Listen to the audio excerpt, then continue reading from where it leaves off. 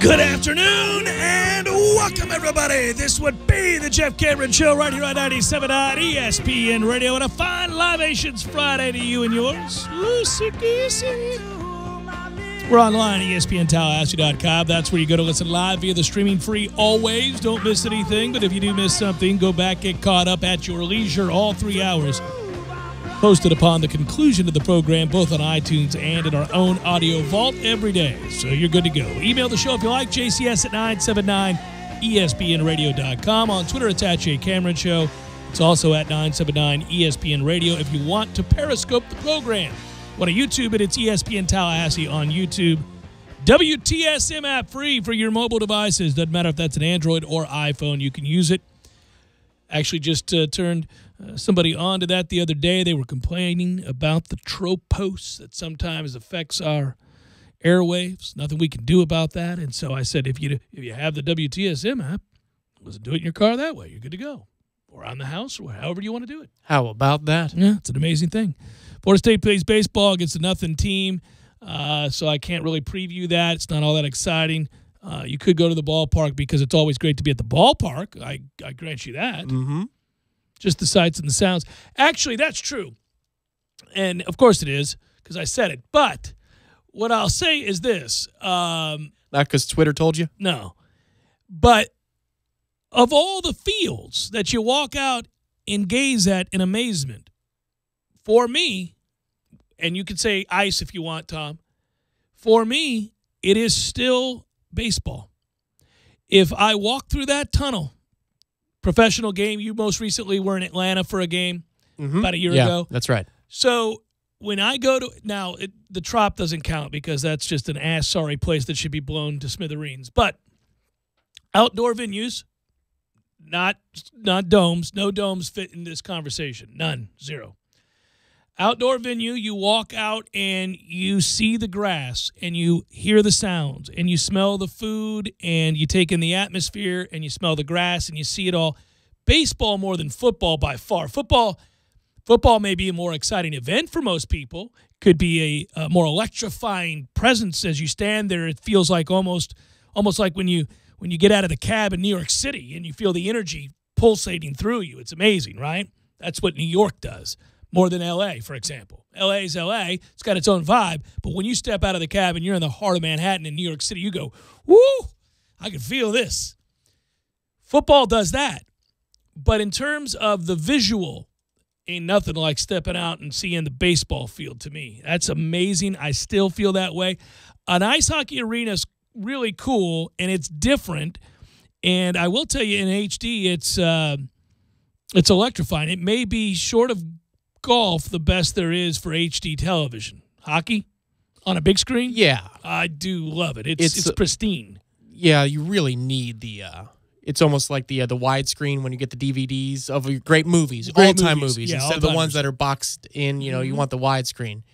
And that's what HD has done for hockey, whereas the camera guy who used to be at center ice used to have to whip around the camera real quick, follow the puck from... It was the worst. Oh. It was very difficult. It never translated.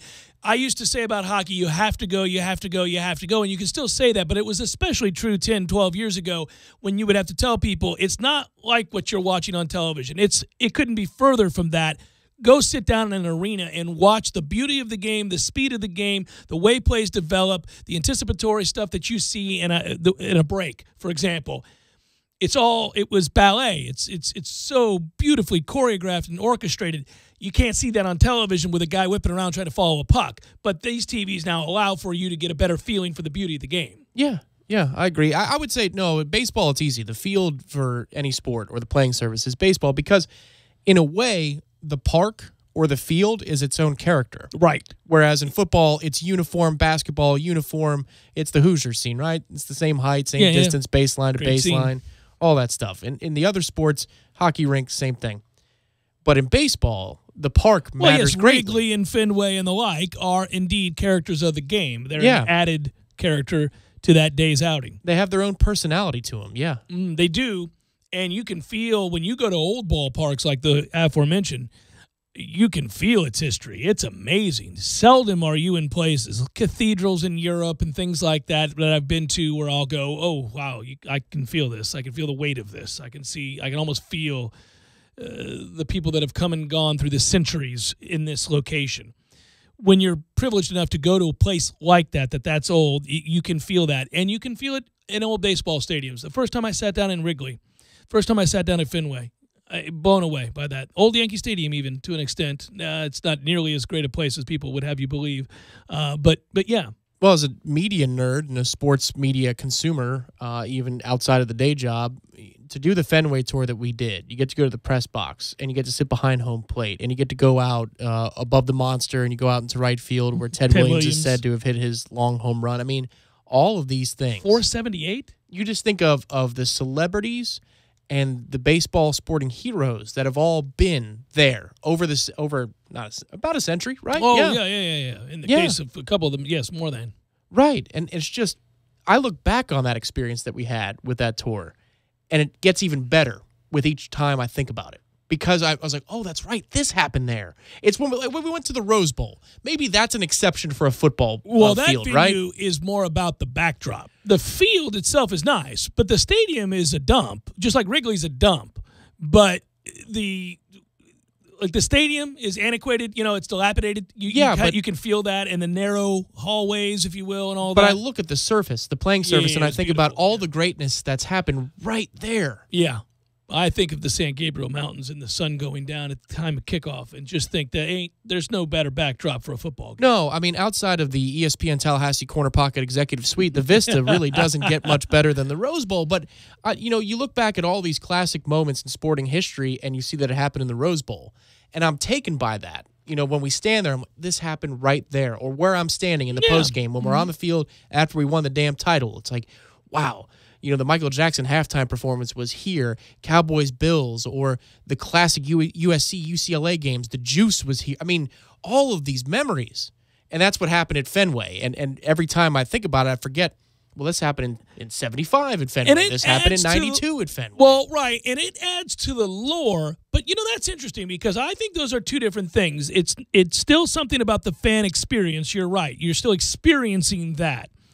But I'm talking about the shocking, and then maybe that's the wrong word, but the awe-inspiring, that's what I'm talking about. Sensory overload. Yes, of walking into a baseball stadium as opposed to a football stadium or a basketball arena. I went to I will say this, I went to the old Boston Garden, which was also a dump, but with the parquet. And you walk out there, and I did this in the 80s, and this is the height of Boston Garden, and it's 1,000 degrees. There was no air conditioning and all that. Walked out onto that floor, and there was a sense of awe there. But that's like the only basketball arena. I'm sure, Allen Fieldhouse or something, maybe, but yeah. I just don't. There aren't too many basketball venues that wow you visually the way a baseball stadium. I understand what you mean. And when you were talking about cathedrals and you could get a sense of the people that have been here before, that's why I went off on that, right. exploratory thing. But yes, when you walk through the tunnels or walk up the steps and you gaze at a baseball field, there is it's awesome. It's presented as good as anything can be presented in sports. It's the stage. It's a little bit like looking out at because you're talking about fields that are manicured and well kept. It's like going to Augusta National. And everybody telling me in advance, you're going to be awed by what you see because it's going to be hard for you to fathom that a place could be kept in the kind of condition that place is kept in. To know that how short a period of time it is kept in that condition was nice because it made it a little bit realer. To know that place is in shambles a couple of months later is nice to know. Not you know what I mean? Yeah. It's not nearly as manicured. So, yeah, baseball does that for me. If you're younger than me, a lot younger than me, I don't know if you feel that or not. It could be time sensitive. It could be the era. But I really do feel that the total package is walking into a baseball stadium and seeing, when you go to PNC, I'm naming the great parks of, hey, listen, every time I've ever been to Camden Yards, I feel it. Any of these special places, it does something. It stirs me in a way that no other sporting event does. There's a couple of places outside, and Doak on Saturday be it night or during the day for a rivalry game. There's a few atmospheres that's a great, like that. That's an atmosphere. That's an experience and an atmosphere. And tailgating is different. I'd rather tailgate at a football game than anything to do with a baseball game. But I'm just talking about walking through the tunnel and gazing onto the field for the first time. No, but one of the more special things I've ever seen in sports, and there's a little bit of a bias here, but it was before the Oklahoma game when we were rising back to prominence. Jimbo had the thing kind of flipped. Obviously, we didn't win the Oklahoma game in 2011. But the pregame for that, there was an electricity. It was almost as though Doak had a roof over the top of it because it was being trapped hovering over the stadium. And that's when you have seen that before. Mm-hmm. I never have. You know, I visited senior day in the mid-'90s, and we were playing Maryland. We beat the crap out of them. You know, so that was the one. It was the erector set. So I've never been there for something real like that until the Oklahoma game. And that's why I'll never forget that night when Trickett hits Rashad. The building started to shake. Yeah, it's a prayer, and it works, and we go nuts, and you're like, it's almost so you're telling me there's a chance moment. Right. Yeah. Yeah, we're in a brick building. We're on the roof, and it starts to shake underneath my feet. Yeah. There's a moment of, like, panic. You go, oh, my God, this place might come apart. It was great. Those moments happened a lot in the 90s. Even with the stadium being very different. But the old Saturday nights at Doak were a thing that every Seminole fan who grew up or went to school here or went to games here in any capacity at any time throughout the 80s and into the early 90s can really remember, and those are cherished memories. Lawrence Dawson, I could just remember all of those moments. It was unique to go to the game in Arlington when we played Oklahoma State, because once you walk in that building, you could feel the energy instantly. It was like as the air conditioning hit you in the face, so did the energy of the building. Very corporate, though. That's the other thing. It's a little it lost charm. There's no charm to that stadium. Yes, it's just monumental. Whereas the difference is, like I said, I traveled up to Minneapolis for the game last year, and that place has its own. It has its own personality. That's why it's better than Jerry's World. You feel like you're outside, you feel like you're outside, but you're indoors, kind of a thing. The stadiums that can do that pull off a special trick, man. Because nobody wants to be in a dome. I don't care who you are. Right. Nobody wants to be in a dome. No dome is worth a damn, even if it's the best dome you've ever been in. It's still a dome. It's still a dome. It's like in Atlanta and other places. It could be the nicest with the most amenities. It's still a freaking dome. I've never been to an NBA big-time playoff game in my life, so I can't speak to that. I've been to a Game 7 of an ALCS between the Yankees and the Red Sox. That had its own energy. Amazing, that was pretty amazing. But hockey Game 7s, it's the roller coaster to the regular, fan attractions at a theme park, because when the puck drops, it's on immediately. Whereas in baseball, you might ease into the game. Basketball, first quarter, you're kind of feeling each other out. That's not going to determine the game. It's what happens in the second half, what happens in the fourth quarter. Right. In hockey, something that happens in the first 5 minutes might change the course of the game. Last night, Nashville-Winnipeg, it's 2-0 before the fans have a chance to gather their breath. I laughed my ass off. I thought, my God, I got so pumped up for this. Turns out to be a beating. That can happen. The road teams just continue to dominate in that series. Good Lord. You didn't want to play at home. In football, there's a kickoff, then there's a first down, and then you have a series before something you really learn anything. In hockey, it's like every little second could change the scoreboard. One thing I'll say, there's a maturation that occurs for fans, too. And it took me a long time. I certainly couldn't do it as a student. It took me a long time to kind of be able to allow for a flow to develop in a football game and not be subject to the extreme shifts in emotion based on a singular play or touchdown early in a game. When you're a kid and you're watching a football game and your team gives up the opening score, it feels monumental. When you're a grown-ass man and you've been through the wars and watched the games and had the tide turn and the emotion shift and the momentum change, you don't do that. You don't get swept up in that. Like I can remember Auburn doing what they were doing to us in the first quarter of that game against them in the national championship, and you and I are right next to each other, and we're certainly slightly concerned. But I never really felt panic until Yeah, I started to panic because we weren't watching Jameis Winston make the throws that he can make until he hits Rashad Green. It's an incomplete pass, actually. It's a throw to Rashad. Right before the fake punt. Right before the fake punt. That's the good throw. It's a bullet. It's the right throw, and it's a quick read, and it's now, and it looks like a Jameis Winston pass in rhythm, and it's it's all of those things. Well, that blew me away. So then I knew, it's on, and I got that nervous energy. Yeah. But the play is incomplete, and so damn it. And then we fake it, and then it's go time. But really, I don't get caught up in that too much because it's going to take a while. There is a maturation to fandom. Yes, well, but there's also the sport demands something too out of you. So in baseball, the expectation is obvious. You're either pitching or you're at the plate, right? So you can't score runs while you're pitching. But in basketball or in hockey, you could be on offense in a heartbeat. Yeah, it could change. It could be a one and done. I mean, we've been to some pretty big basketball games here in Tallahassee over our time, and obviously basketball's stressful because you could be on offense or defense at any moment, and there's no more lonely feeling in the world than a 12-0 run. If you're on the wrong side of it, and there's nothing more exhilarating than a 12-0 run if you're on the right side of it. What do you find more difficult to deal with as a fan? Watching a team on a run in basketball against your team, because we all know when that's happening, that somebody's gotten hot. Listen, they're scoring in transition. A guy's pulling up from three. You know damn well that's going down, right? When a team's hot and on a run, everything they hoist is going in, and you know it. You could see it as soon as it leaves. Good. That's good. God, dog it. Yeah, that you know it, right?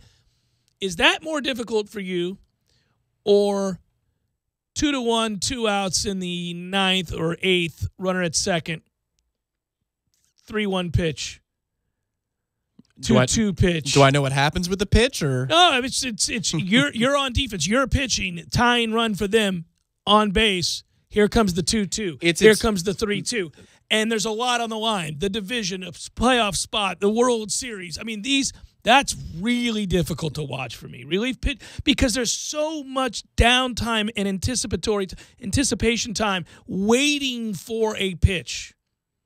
Just, oh, man, this is going to be a big pitch. It's a big pitch right here.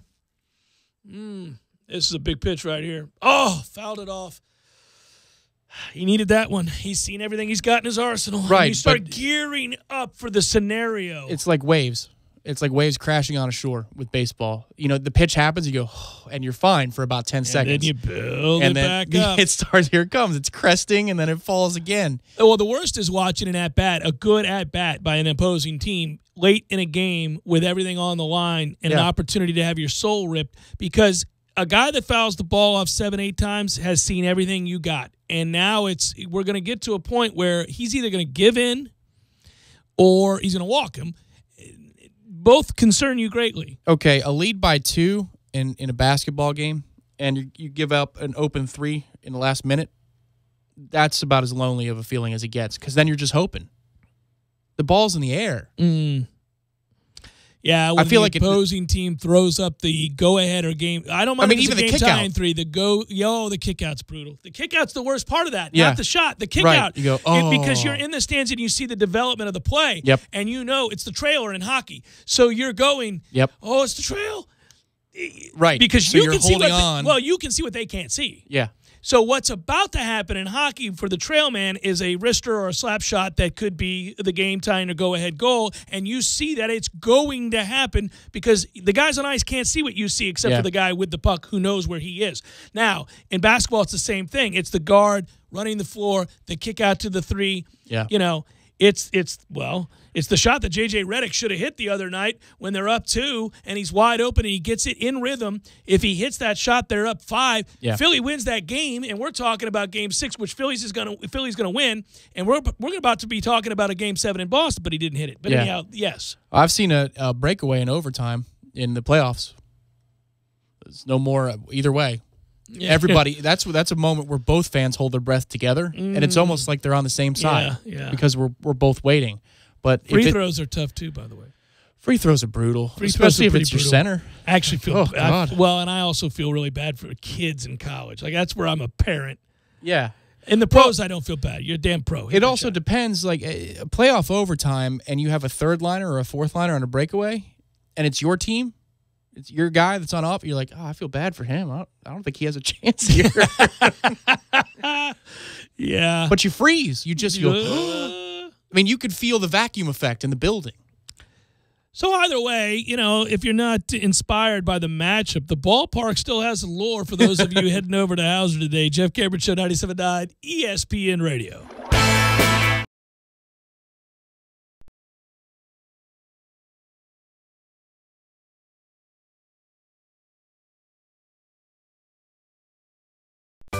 Sorry, boys, I did not have time to pack. We got this. It's right here, guys. We got this. Get a smooth one. I forgot something. We got this. Landowners, your Mahindra dealer is ready to help you save during Mahindra's Red Tag Sale. Enjoy up to $7,900 in tractor cash back and savings, or utility vehicle savings up to $1,700. Plus, Mahindra's industry-leading warranties still come standard. So hurry in for Mahindra's Red Tag Savings. TNT.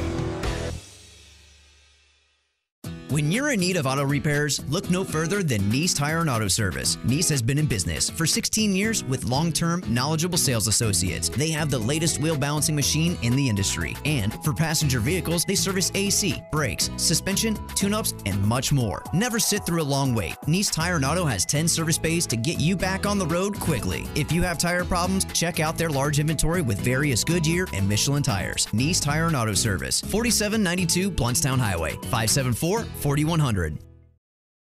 Where I'll be there, your Canopy Connection.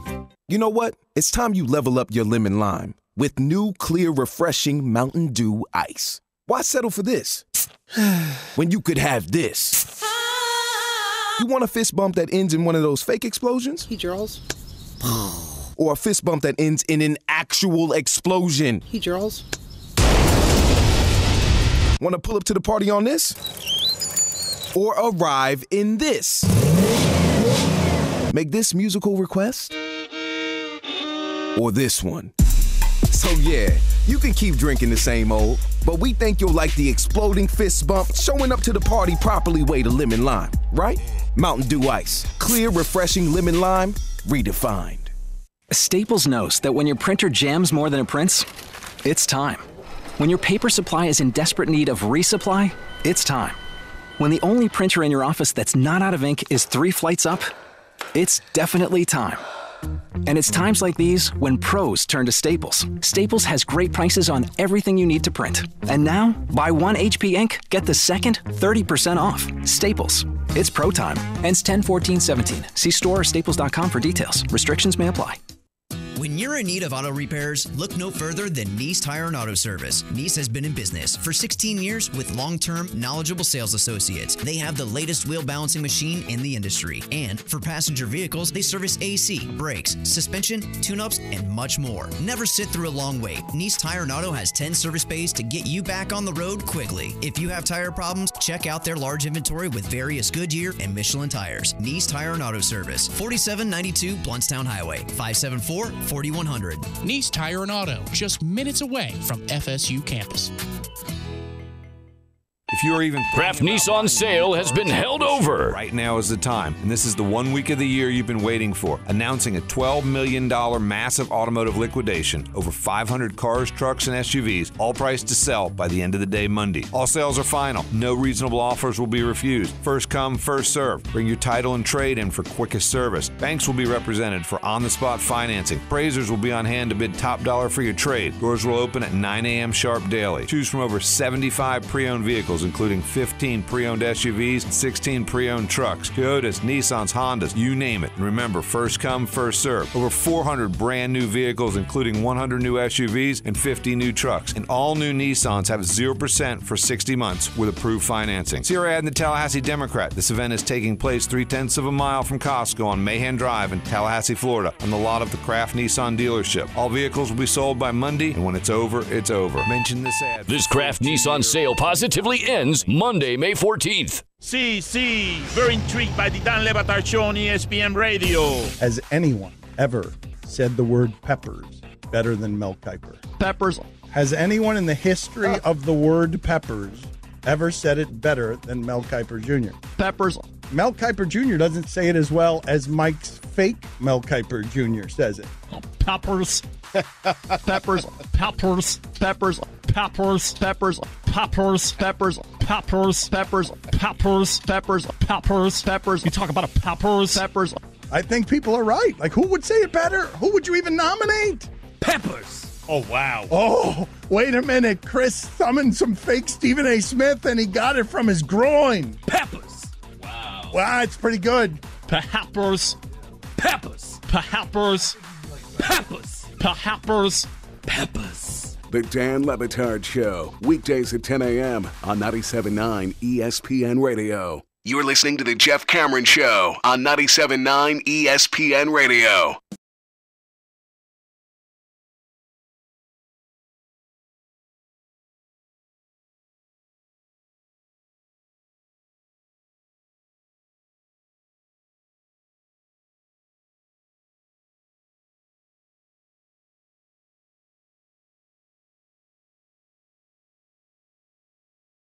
Cameron Show 97.9 ESPN Radio.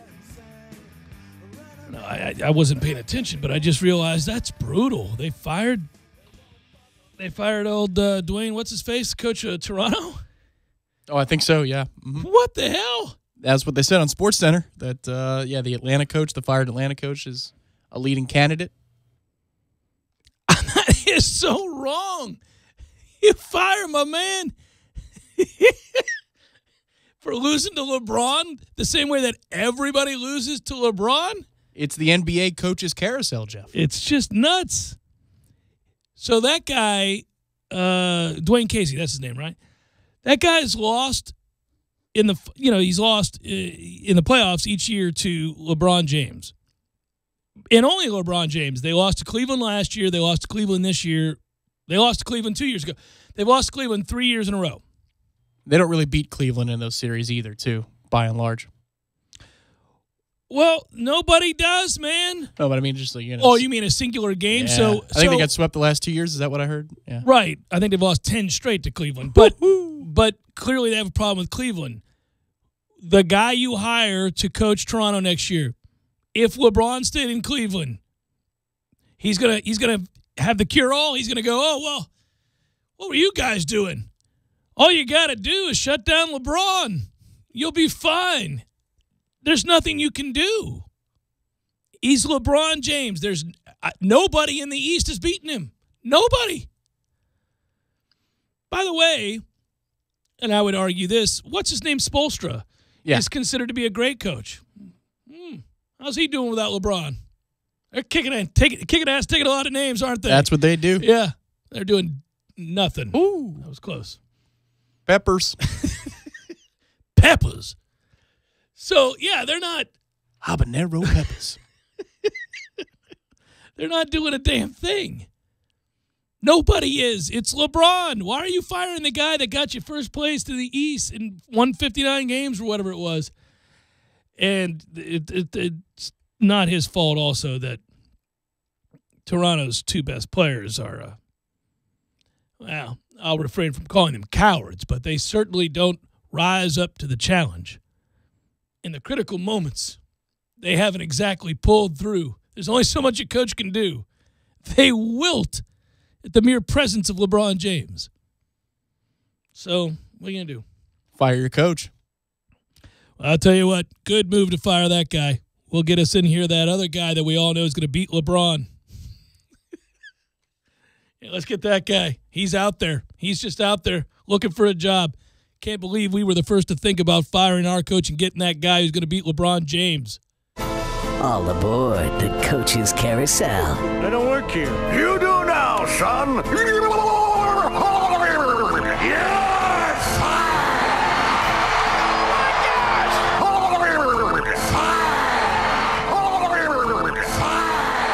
Hold on tight.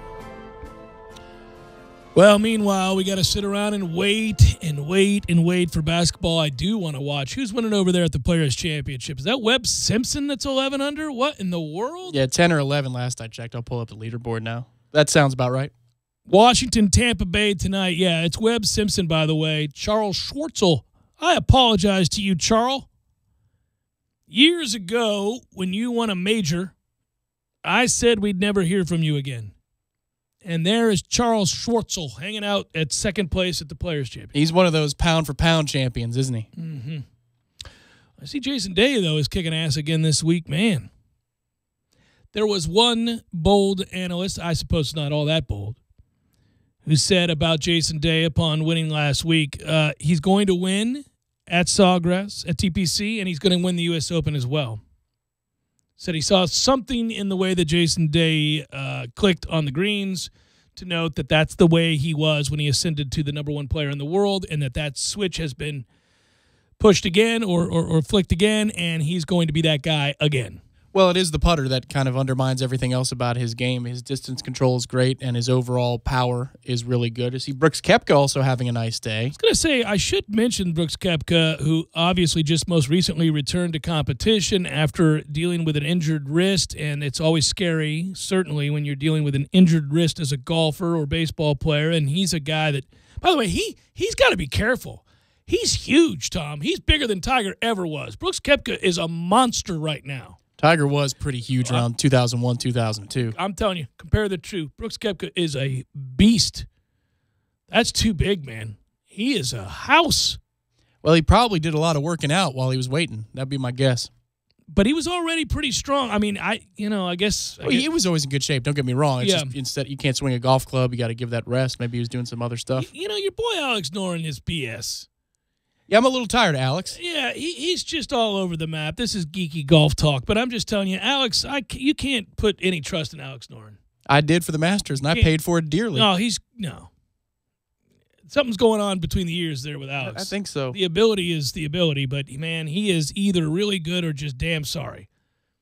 Not a lot of consistency in his game. Just going to point that out. When he was kicking ass at the match play a couple months ago. Oh, he looked incredible, didn't he? He did. And also kicking ass that weekend was Api Bonrot, Kiradech Api Bonrot. So if you guys are in golf pools and you're looking for a sleeper, don't ever pick him, by the way, unless it's about making cuts and scores. He said after an interview, he was getting to the semifinals, I think it was. He said, well, I've made my top 10, so that's what I came here to do, and we'll see what happens from here on out. That's all he cares about. Revealed all you needed to know in that moment. By the way, he's at -1 is Api Bonrot. I know how much of you all care about that, but he is tied with Tiger Woods, who is at -1. And that's where the cut line sits right now. And that is the cut line. Maybe we're getting into that conversation where every week we go, can Tiger make the cut? And that's the more apt discussion. Maybe, but I mean, Justin Thomas is even par. He's outside looking in at the moment. Jordan Spieth, who's 3 under on his day, that gets him only back to even par, so he's on the outside looking in. It may just be that golf's in a place where a lot of guys are going to rise up and post crazy numbers week to week. Including 51-year-old Steve Stricker dropping a 67 out there today. This is a course where that can happen, right? Matt Kuchar, who yesterday was brilliant, was wholly average today at just -1 in the clubhouse. Billy Horschel's performing well. That's unfortunate. Henrik Stenson was at -2 today, so he goes 68-70. Pretty good setup for the weekend. A guy that's won on this course before. And then DJ's obviously out there, and he's playing the same group as Brooks. And so they're on their front 9 today. He's even par for the day. He's even par in 6 under, but within striking distance because he can go hot pretty quickly. Well, here's what has to happen for those of us that are going to get excited about TPC over the weekend. You need somebody either by the name of Jason Day, Sergio Garcia, who's playing great, Matt Kuchar, who's playing great, Stenson, Rahm, Johnson. One of those guys to do their thing to join Charles Schwartzel and Webb Simpson so we don't all fall asleep and change the channel. I'm sorry, it's just the way it works. I mean, there's nothing wrong with Webb Simpson, nothing wrong with Charles Schwartzel or Patrick Cantlay, but, What do you think this market would watch more of on television? A final round of Sawgrass with Webb Simpson and Charles Schwartzel? Nobody's watching that. Or Capitals Lightning Game 2 on Sunday night at 8? Good call. Damn, man. Mm-hmm. Yeah. I mean, you got one for Sunday night right here. I know that, and I'll be watching. Well, I'll watch both. I'm actually going to watch both no matter what, because I'll watch Sunday at TPC or at any golf tournament. I watch a Sunday. I mean, Siwoo Kim won last year, and we were locked in. We were watching, yeah. I mean, you're right, exactly. I wasn't happy about that. Really? Why? Well, because I would rather see somebody like Matt Kuchar, Sergio Garcia, Tiger Woods, Hendrik Stenson, and he never. I don't know, Tom. I'm rarely stumped by any question. I have to say, even if I'm wrong, I jump on there real quick. That is really difficult. I got to tell you, more people to watch. I think it's Sawgrass. Yeah, because of the time. Yeah, not because of the sport. It's convenient to have golf on a Sunday in the background as you're lazily doing whatever you're doing, maybe cleaning up the house or playing with your kids or hanging out or reading. You just have that on, right?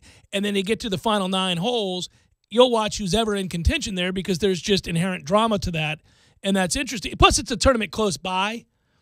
But my alternative is 8 o'clock at night, first game. Game 2 at that point. Or game 2 of the series against Washington. Oh, I think the golf is the answer, but boy, it's pretty close, I would imagine. We are now in the Eastern Conference Finals. I mean, yeah, it's that time. The problem is if it was Tampa-Boston, the answer would be Tampa-Boston. But without question, yeah, this doesn't have the sex appeal. If the damn NBA would get off their ass and play every once in a while, that would be the easy answer. Jeff Cameron Show, 97.9 ESPN Radio.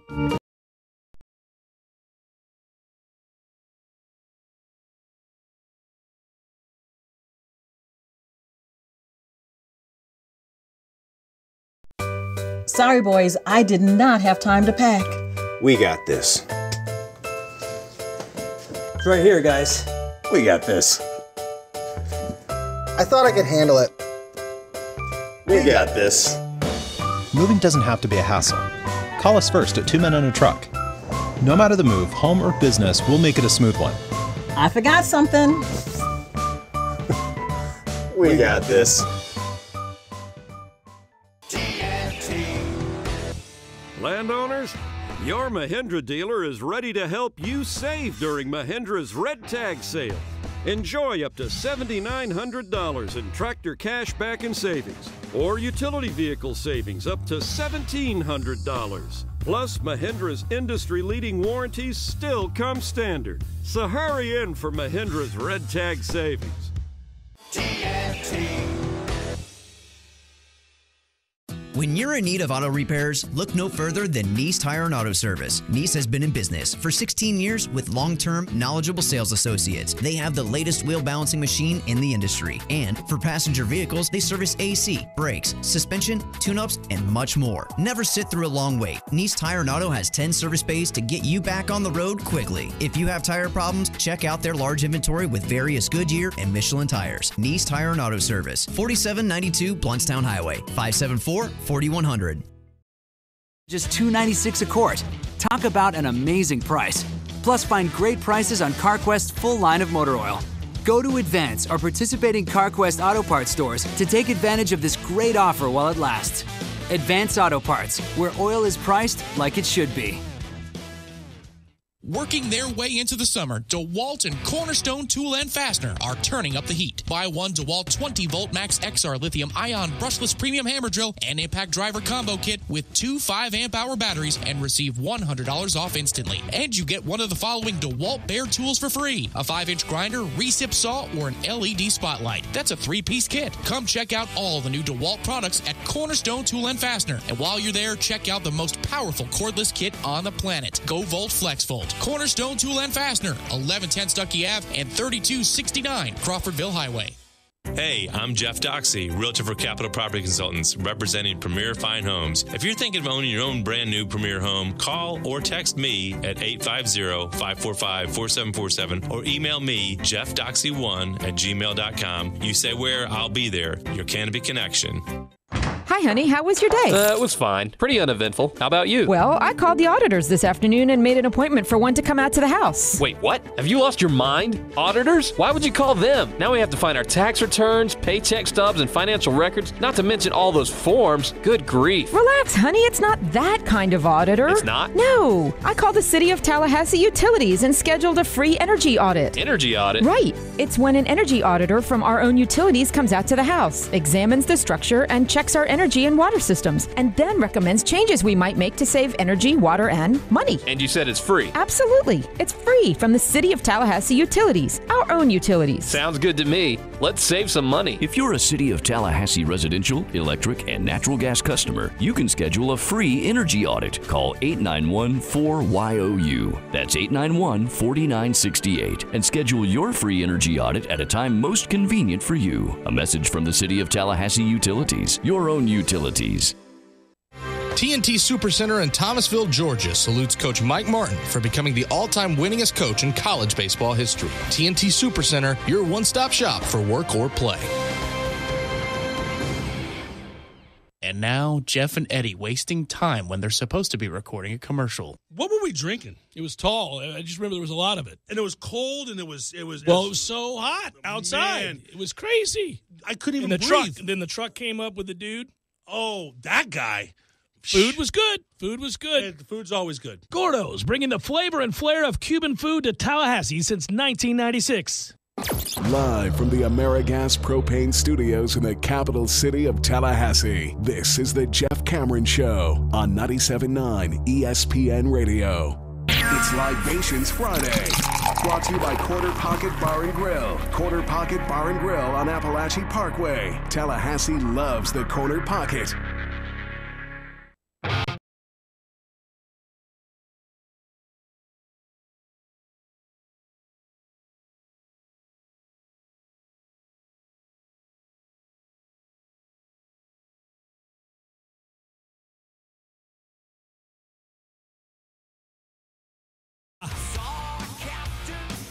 One of the great remakes. We say it every time it comes on. Did you see this Joe Hawley story? Tampa Bay or former Tampa? Yes. Sorry, I know exactly where you're going. How great is that? I'll read for you who have not seen it. For 8 years, Joe Hawley's life followed an inescapable rhythm. The monotony of practice, film study, off-season workouts, all of it seemingly an endless loop. The NFL dictated where he had to be and what he had to do. It wrecked his body. It consumed his life. Quote, it's very structured. My whole life has been like that. I felt like I just wanted to experience life and be free. That's how the story starts. When Hawley's career came to an end at the age of 29, a finish line he saw coming long before the Tampa Bay Buccaneers declined to renew his contract this spring, the former offensive lineman decided to adjust course. He moved out of his Tampa apartment, donated most of his belongings to charity. He sold his Mercedes-Benz C300 coupe, purchased a 2007 Ford E350 cargo van. He shed 50 pounds on an unusual diet that has him putting slices of butter in his coffee. He adopted a 2-year-old, by the way. You're not a butter guy, I don't think, knowing your eating habits. That's correct. And I know you don't drink coffee, but I got to tell you, if putting a scoop of butter in your coffee is going to help you lose weight, get ready to watch me drinking some butter-filled coffee because I love both. That is disgusting. I can have coffee if I need it. It's not the taste doesn't bug me. That's why I like porters, man. But anyway. I'm going to put butter in your coffee. You'd be pissed. Yeah, I would. Yeah, I really would. It'd be awesome. So anyhow, he's lost nearly 50 pounds. Strange diet, putting butter in his coffee. That's not the story. He adopted a 2-year-old boxer from a shelter and aptly named her Freedom.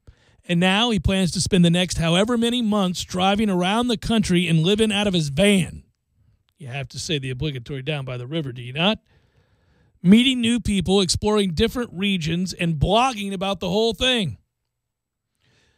To say that Holly is at a crossroads in his life is probably a bit dramatic. He prefers to describe all of this as an adventure, or more broadly, the first step in a huge transition away from football, the pursuit of my next dream. One of his former teammates, however, had a different word for it. I thought he was crazy, said Alan Cross with a laugh. At his core, Holly's trip is really just an attempt to reprioritize his life, to dedicate his time and energy to things that matter to him, all while attempting to fill the void that 16 years of football left behind. You try to be great at something, but your mind does something, it just goes away. Holly told the USA Today from the couch in his van. So you have to figure it out. What else can I be great at? At a campsite along the banks of a Lake Lanier in northern Georgia, hey, we know where that is, Holly seasons 4 ribeye steaks with salt and pepper, arranges them on a grill. It's breezy, overcast Wednesday morning. He insists on cooking lunch. How do you like your steaks, he says. Anyhow, they go through, talked about how he started for 29 games in 2 years for Tampa Bay before moving to a backup role, that he played 93 games in the NFL, and that he earned a little more than $13 million in his career. Wow. Really? For that role-playing identity as a NFLer. Just making it, I always gave him a hard time about being an instigator, said Dirk Cutter, who is now the head coach of the Buccaneers. Joe was that guy who was always around the pile, always trying to get the defense mad at him, trying to get them off their game. Well, they called him Brawling Joe Holly, right? That's right, yes. He's smart, relentless, his teammates say.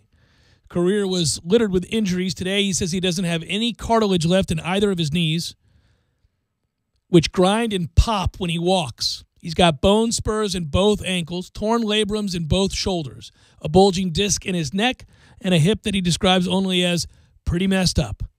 The mental side of the NFL also started to weigh on him.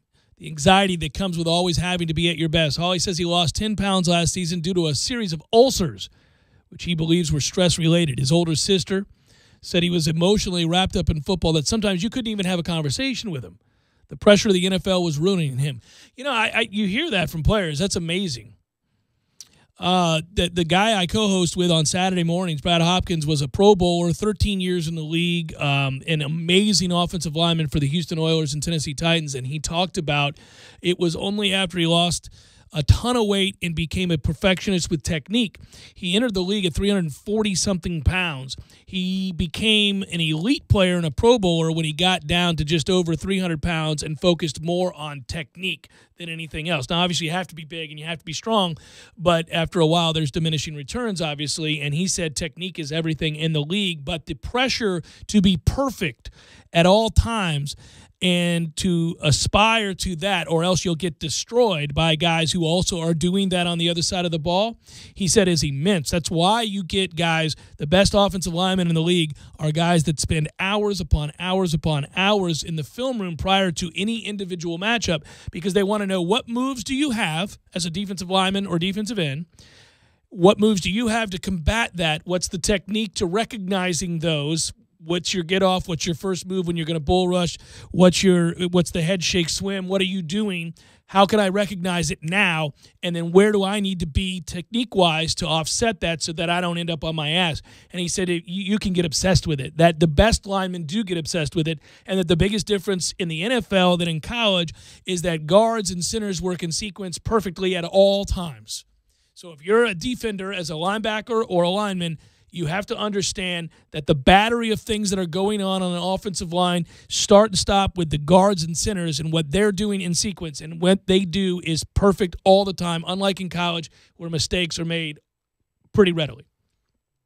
That's fascinating. Yeah, I find all of that really interesting, and you could see how somebody gets lost in every play and every moment, and they become obsessed with it, especially because the NFL is so good at making teams 8-8 worthy. Put it right in the middle where every little thing counts. So if you're playing for your playoff life every week, I mean, that's a grind beyond the physical grind. You've got 4 months of that just to have a chance to go to a wild card game. Right, you know? right. God. Yeah, it would get old, right? And then physically it's brutal. Holly knows that he has to get back on the road if they hope to get to Pensacola, Florida, he and his dog. He will join Children with Cancer in a fashion show that doubles as a fundraiser for the Rally Foundation, one of several events in these first 2 months on the road that have kept him tied to the southeastern part of the country. Holly has only been on the road for a month, but he's already grown comfortable with the tricked-out four-wheel drive diesel he now calls home. He bought it used for $55,000, paid another $15,000 or so to customize it with a bed. Among the most notable features are a 16-gallon freshwater tank, tiny sink, mini fridge, pop-top roof, solar panels, retractable awning, and a customized front bumper. And he loves this thing, and he goes around doing these events for charity and going to different parts. He wants to go all over the country and do this. Not a bad idea, man, if you're single without kids. Yeah, well, you made $13 million? That's the thing. If you're 22 and you do this, people don't bat an eyelash. But since he's close to 30, people are looking at it odd. But he's got all the money he ever needs. What do you care? Get on the road and go. One of the things I liked about this was not only the charitable aspect, but he's a guy that is in love with baseball. Did you read that? He loves baseball, and this has given him the freedom to watch baseball in his van, like when he pulls over for the night to sleep, and he's sitting there longingly talking about baseball. He's streaming an afternoon baseball game between the Astros and the Dodgers, and or the Angels, excuse me, through the van sound system. He's listening to it, and then when he comes to a stop, he can watch it. And he switches from that to the Nationals game with Max Scherzer on the hill, and he goes, oh, Max is on the hill. Watching him pitch makes you fall in love with baseball all over again.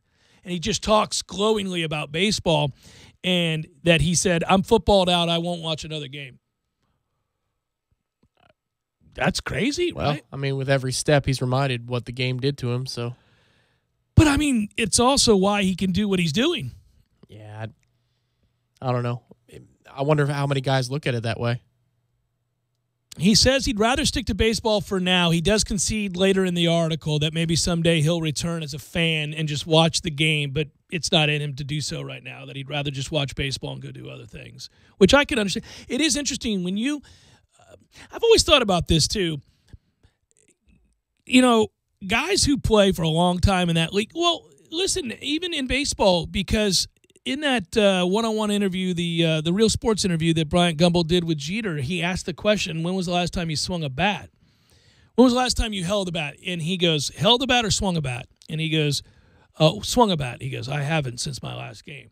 And then he goes, you haven't swung a bat? He goes, no. He goes, have you felt like it? Oh, God, no. No, I won't. He's like, I've held one to autograph it, but I've not swung one. I don't know. He says, I know how hard it is to do, and I know how much time went into that. And that sounds a lot like what these football players and anybody in any game, they just, some of them, they walk away, and that is it, because their life has been consumed by that. That's all they're going to do. They'll never. I've met basketball players, people that played in the NBA, haven't taken another shot. That's strange. Don't you think that's strange?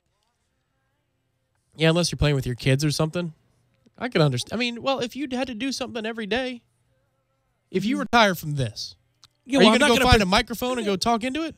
No, but I wouldn't be so adverse to the idea of having a conversation that I didn't engage in it. I'll talk far less because I'm not being paid to talk. Oh, but I do doubt you'd listen to as much ESPN radio or whatever. You're like, all right, enough of that.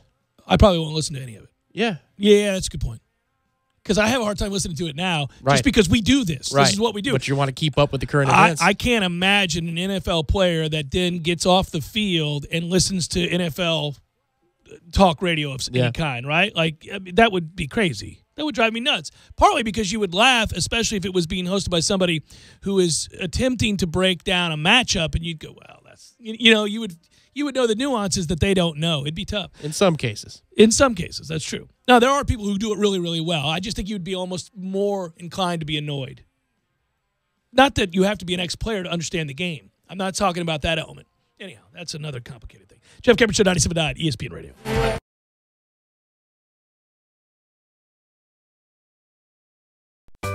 Sorry, boys, I did not have time to pack. We got this. It's right here, guys. We got this. I thought I could handle it. We got this. Moving doesn't have to be a hassle. Call us first at 2 Men and a Truck. No matter the move, home or business, we'll make it a smooth one. I forgot something. We got this. Landowners, your Mahindra dealer is ready to help you save during Mahindra's Red Tag Sale. Enjoy up to $7,900 in tractor cash back and savings, or utility vehicle savings up to $1,700. Plus, Mahindra's industry-leading warranties still come standard. So hurry in for Mahindra's Red Tag Savings. TNT. When you're in need of auto repairs, look no further than Nice Tire and Auto Service. Nice has been in business for 16 years with long-term, knowledgeable sales associates. They have the latest wheel balancing machine in the industry. And for passenger vehicles, they service AC, brakes, suspension, tune-ups, and much more. Never sit through a long wait. Nice Tire and Auto has 10 service bays to get you back on the road quickly. If you have tire problems, check out their large inventory with various Goodyear and Michelin tires. Nice Tire and Auto Service, 4792 Bluntstown Highway, 574-4100. Middleman, we're able to sell our high-quality blades for half the price of the other guys. Now we're dropping the half-price sound effects guy. Wait, why? Not everyone can give you high quality for a fraction of the price. Harry's, one perfect razor, none of the extra noise. As a special offer for radio listeners, get an $18 shave set with an added bonus for free when you visit harrys.com and use code 2727 at checkout. Just cover a few bucks for shipping. That's harrys.com, code 2727 for a free shave set offer. Again, it's harrys.com, code 2727. Please note, no sound effects guys were harmed in the making of this radio recording. Madison Social congratulates Coach Mike Martin on becoming the all-time winningest coach in college baseball history. Pre-order your commemorative pint glasses at madisonsocial.com.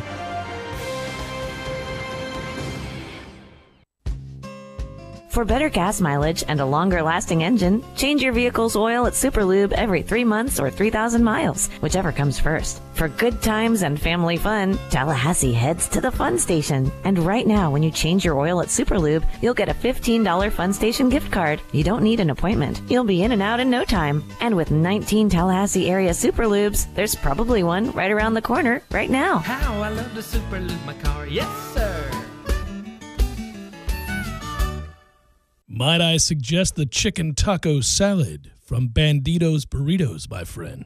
Have you ever noticed when you report an accident or a claim to an insurance company, they are very eager to get you to one of their approved body shops. They say that they guarantee the shops work, but what they're really saying is the shop works for them, not the customer. So choose a shop that is working for and looking out for you, someone you trust. It's your choice. Lisa's Paint and Body. License number MP46050. Tallahassee Family Magazine salutes Coach Mike Martin on becoming the all-time winningest coach in college baseball history. Congrats, Coach, from Tallahassee Family Magazine. Driving every day from the AmeriGas studios in the capital city of Tallahassee, this is 97.9 ESPN Radio, WTSM, Woodville, Thomasville, Tallahassee. Live from the AmeriGas Propane Studios in the capital city of Tallahassee, this is the Jeff Cameron Show on 97.9 ESPN Radio. It's Libations Friday, brought to you by Corner Pocket Bar and Grill. Corner Pocket Bar and Grill on Appalachie Parkway. Tallahassee loves the Corner Pocket.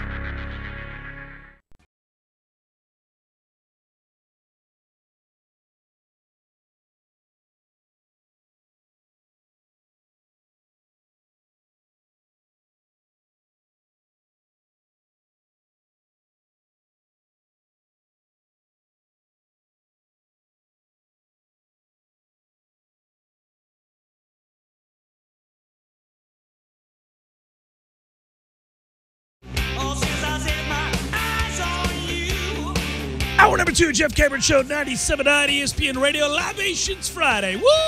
All over the map. Just name a bunch of things. Just spit down things. Website. Twitter. Phone. MySpace. AOL. It's, we're on Twitter at J Cameron Show, at _Tom Lang, at 979 ESPN Radio. If you missed portions of the show, they'll be up on YouTube and iTunes and on the website.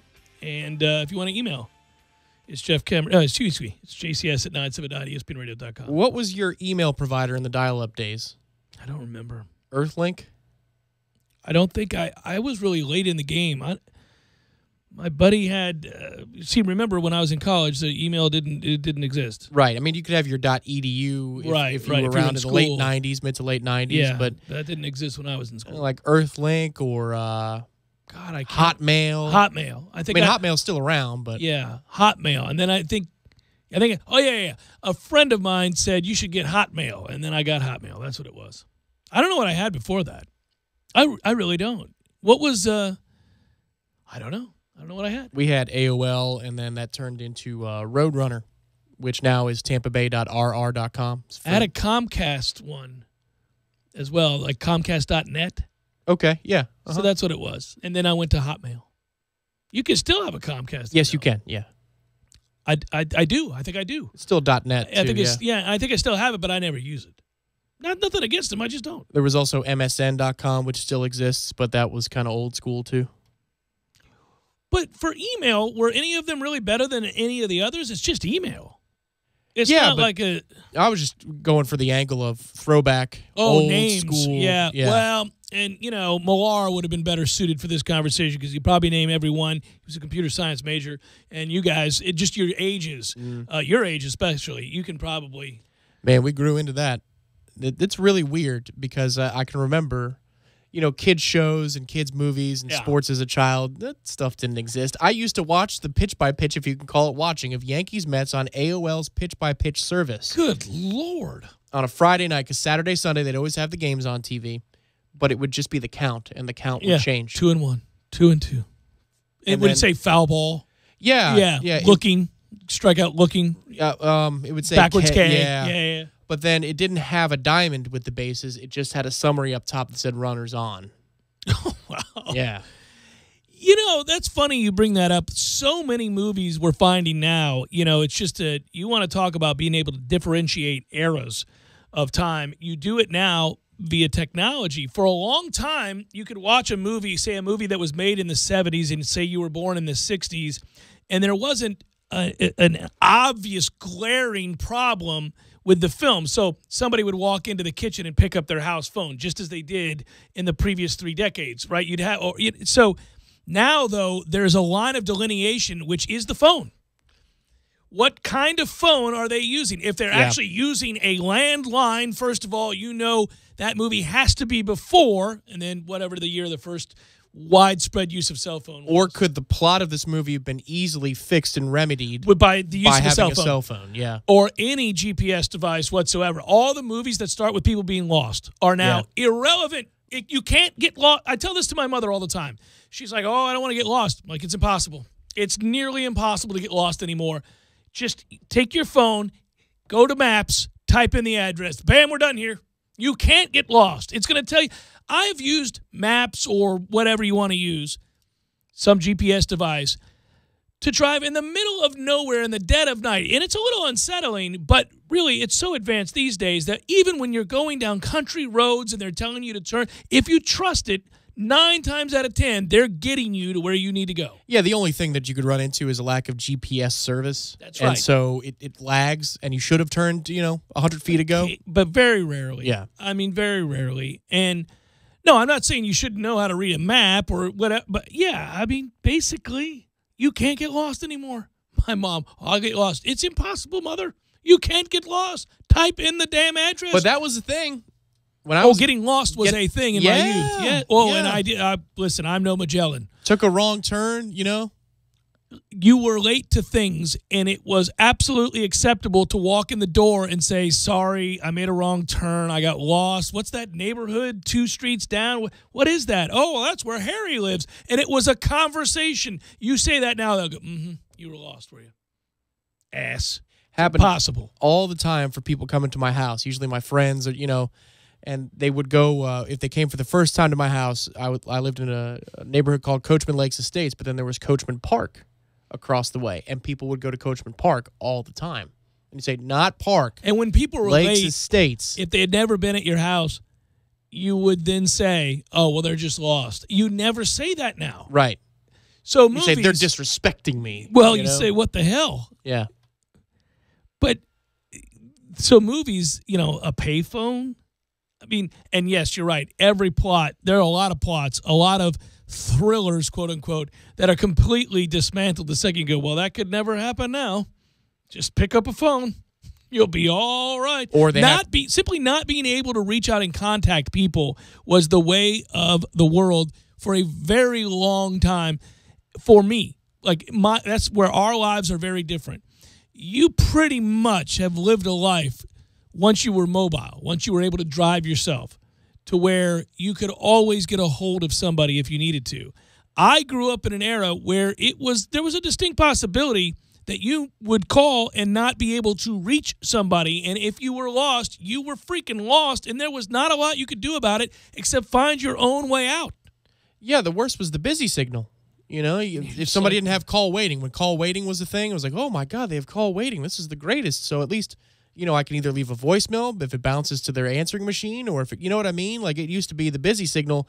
Now the burden's on you. So you're trying to call your grandparents on their birthday, but the busy signal. You just got to keep calling. You got to keep trying. Do you remember, I think we have talked about that, the people that were late to the game on the call waiting when all you had to do was ask your provider to add call waiting for like an extra $1.29 a month, and they wouldn't do it. You're like, come on, man, that's an old person thing. Old people hate being charged for anything. They're the ones that are scouring their receipt, and they'll call you on a 6 cents charge or something like that. You're like, come on, old person. But that when you could get call waiting and it was readily available to the masses and the people didn't because they were trying to save a buck, I wanted to kneecap those people. What are we doing here, man? I'm calling your house. It's busy. Kneecap? Well, you can't spend $1 for the convenience of knowing that somebody else is trying to reach you. Remember just a little toot-toot in your ear? Mm-hmm. Yeah. It's nothing. Spend the buck, man. It's a buck. You'll never miss it. If your world depends on whether or not you can save $1 with each monthly billing, then you are house poor or something else. You've done something wrong. That's ridiculous. It's $1. We had something happen in way back when. This is probably going on 17, 18 years ago now. We were going to Cooperstown. It was a family vacation to New York during the summer and going to Cooperstown. Cooperstown's beautiful, by the way. And we stayed one night. My parents used to have a winter rental property in the Catskills, near the Catskills in Windham, New York. So we stayed up there to go visit the place, and they wanted to show me because I don't remember that. Well, we're staying at this ski lodge hotel. Nice. It's in the summer. It's kind of, the Shining kind of stuff. There aren't very many people there. A little spooky. Nobody's in that town. It's a seasonal town. And my oldest sister is not around. Nobody can find her. And we're going on 2 hours, and nobody's seen her. This is something that would never happen Doesn't today. happen anymore. It can't happen anymore, To the point that my parents were outwardly showing signs of panic to the kids. Oh, They're wow. scared. It stuck with you. I can see. So we had to split up. I was with one of my older sisters. To we had to split search up. for your other sister. She was on a freaking payphone that we couldn't find, talking to her boyfriend in Tallahassee. That's what she was doing. And my parents were mortified. But in these times, it's a cell phone call. That would never happen. Yeah, I think, too, the idea that, and we lose something with this, and if you want to bring it back to the sports world for a second, I used to love waiting on that phone call to come to the house phone when something magnificent happened to a shared team, to the Bucks. Mm-hmm. That phone call that everybody waited on to celebrate, it was like joyous to hear your mother pick up the phone. Yes, I saw it. That was incredible. And you're in the other room laughing, knowing, oh, that's Uncle Tony. He's excited. That was fun. You don't really get that anymore, but yeah. We had, and this was still, cell phones had just become a thing, but we had a tradition in the 04 Cup run where either my uncle would call the house or my dad would call my uncle, and they would just say "San Louis," and they'd say, and then they'd start talking fake French, like "Oui, San Louis," and then hang up the phone, and you leave voicemails for each other and stuff. But it goes for 2 months, and you start to you wait. You're like, all right, let's see if they're gonna call. My dad did this thing with his buddy Kip, and it's okay now because the Cubs have since gone on to win the World Series. But when the Cubs, I think it was Leon Durham at first base, blew a play defensively. It was a playoff series, maybe against the Giants in the 80s. I can't remember. But he had dialed Kip's number, and was waiting on the last number and was going to press it so that it would ring through the second the final out was made. But an error was made. The inning continued. Oh. Run scored. They lose. He had to put the phone down. I can still remember him just putting the phone down. Well, you had that moment with... I had that moment with my buddy, yeah, Eric, with the Rangers. I had my foot, but I wasn't dialing the number. I had his name and number ready to go, and I was just about to hit it. And then it was a text, I think. I had texted because it was late at night. I had texted out, "Congratulations, so happy for you, buddy. Nobody's a more loyal fan than you." I had written this really nice thing because he really is. And he had followed their minor league system, and he was always telling me who was coming up, who was next, and all this. And I was just thinking, that guy deserves this. Good for him. And I'm this close to hitting sin. And Ass can't catch a fly ball. Remember that? Remember that? Goes off the wall? And, yes. Cruz. And that turns out to be the David Freese series because he hits it to next week and then... Yeah, dead center. And we'll see you tomorrow night. Oh, man. I had a couple of calls to my brother-in-law that I was going to place over the years for Georgia, one recently. Oh, well, the Alabama game and was probably one of them. There was a lesser one, but it was still a big win for them because they don't like Auburn. And so they're playing... It was the title year. When there was the deflected pass. Oh, you were about to make that call. Yeah. Oh, I mean, man. Dude, that's a toughie. It was a millimeter away from hitting the green button when the pass is deflected and Auburn scores. I wonder how many people called in the famous Jimbo was offensive coordinator LSU Kentucky game, Hail Mary. Oh, Kentucky fans? People, yeah, I mean, how many? That is the most ridiculous ending. That's a great story, too. When he recalled that. Yeah.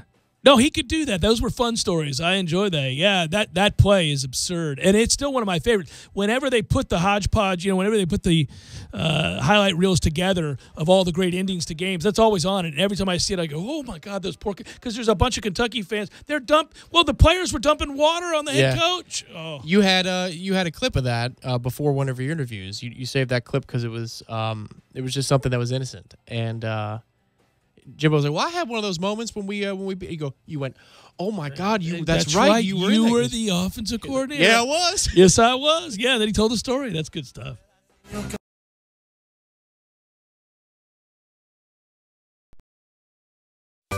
Sorry, boys, I did not have time to pack. We got this. It's right here, guys. We got this. I thought I could handle it. We got this. Moving doesn't have to be a hassle. Call us first at 2 Men and a Truck. No matter the move, home or business, we'll make it a smooth one. I forgot something. We got this. Landowners, your Mahindra dealer is ready to help you save during Mahindra's Red Tag Sale. Enjoy up to $7,900 in tractor cash back and savings, or utility vehicle savings up to $1,700. Plus, Mahindra's industry-leading warranties still come standard. So hurry in for Mahindra's Red Tag Savings. TNT.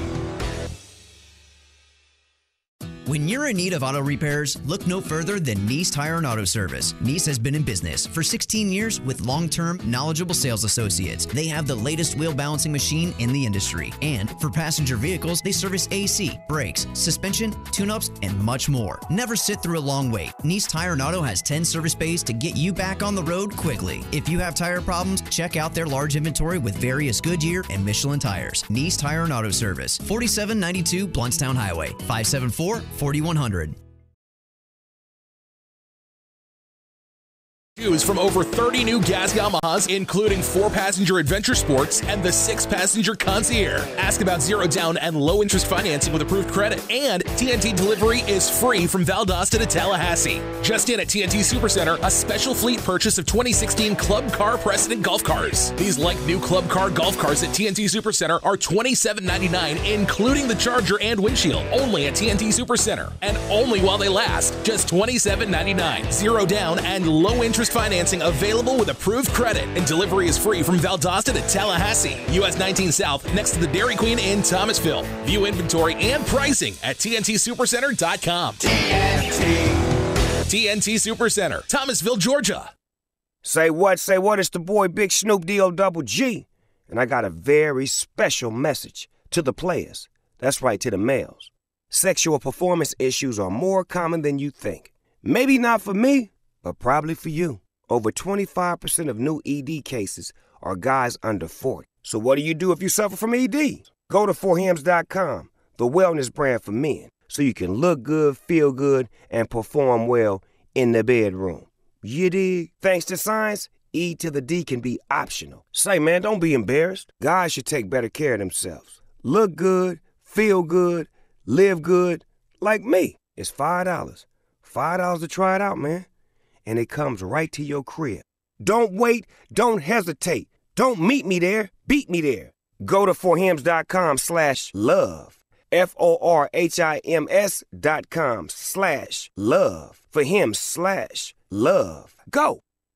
Are you ready to experience an awesome fishing expedition? Sea Quarters Marina is home to several great charter services. All charters are customized based upon the types of fishing opportunities available and the type of fishing the customer requests. The Northwest Gulf Coast offers a variety of different angling adventures thanks to unspoiled back county islands and crystal clear flats. For more information regarding charters, call Sea Quarters Marina at 697-8400 or online at seaquartersmarina.com. I'm Michael Blank, attorney with the law office of Jose Fernandez. If you've been in an accident, I know this can be a scary and confusing time. Our firm specializes in handling all types of accident and injury cases. Let us guide you through the process and get you the compensation you deserve. Call 855-HOSE-305 to make an appointment for your free consultation today. If you can't come to us, we can come to you, day or night. Call us now, 855-HOSE-305, the law office of Jose Fernandez. We don't get paid unless you do. Offices, Tallahassee, Miami. Se habla español. JRFinjury.com.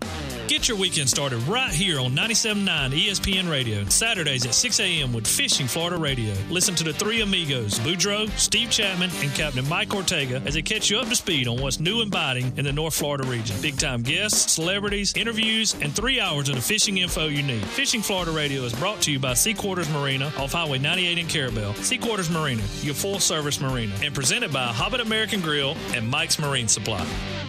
Hey, I'm Jeff Doxey, Realtor for Capital Property Consultants, representing Premier Fine Homes. If you're thinking of owning your own brand new Premier home, call or text me at 850-545-4747 or email me, jeffdoxey1@gmail.com. You say where, I'll be there. Your Canopy Connection. Don't just listen to The Jeff Cameron Show. Watch it live. The Jeff Cameron Show Streamcast. Live weekdays 3 to 6 p.m. Head to ESPNTallahassee.com today to watch live or catch up on demand. The Jeff Cameron Show Streamcast. Brought to you by Nice Tire and Auto, your trusted Goodyear dealer.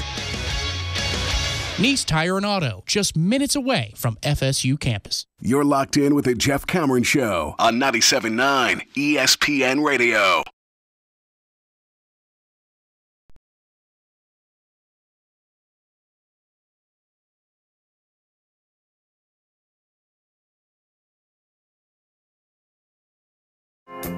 You know what you can hear in that? It's the Meat Puppets. You can hear Nirvana's remake of another Meat Puppets song, which is Lake of Fire. The Where the Bad Folks Go When They Die. You can hear it in that. Yeah, that's true. It's pretty cool. Did you know? This is hilarious. We both like Brian Kenny. Does a good job on MLB Network. Hey, Kenny. And he tweeted something out earlier today. He tweeted, "My dad and I'm Eddie Money." And it's his tweet. It's Eddie Money's handle. And it's a picture of him and Eddie Money currently. My dad and I'm Eddie Money's dad were NYPD partners in the 108th Precinct. Two hard-working Irishmen. My claim to fame is that Eddie carried a 5-year-old me fast asleep out of midnight Xmas Mass at St. Bernard's just before he became a rock and roll icon.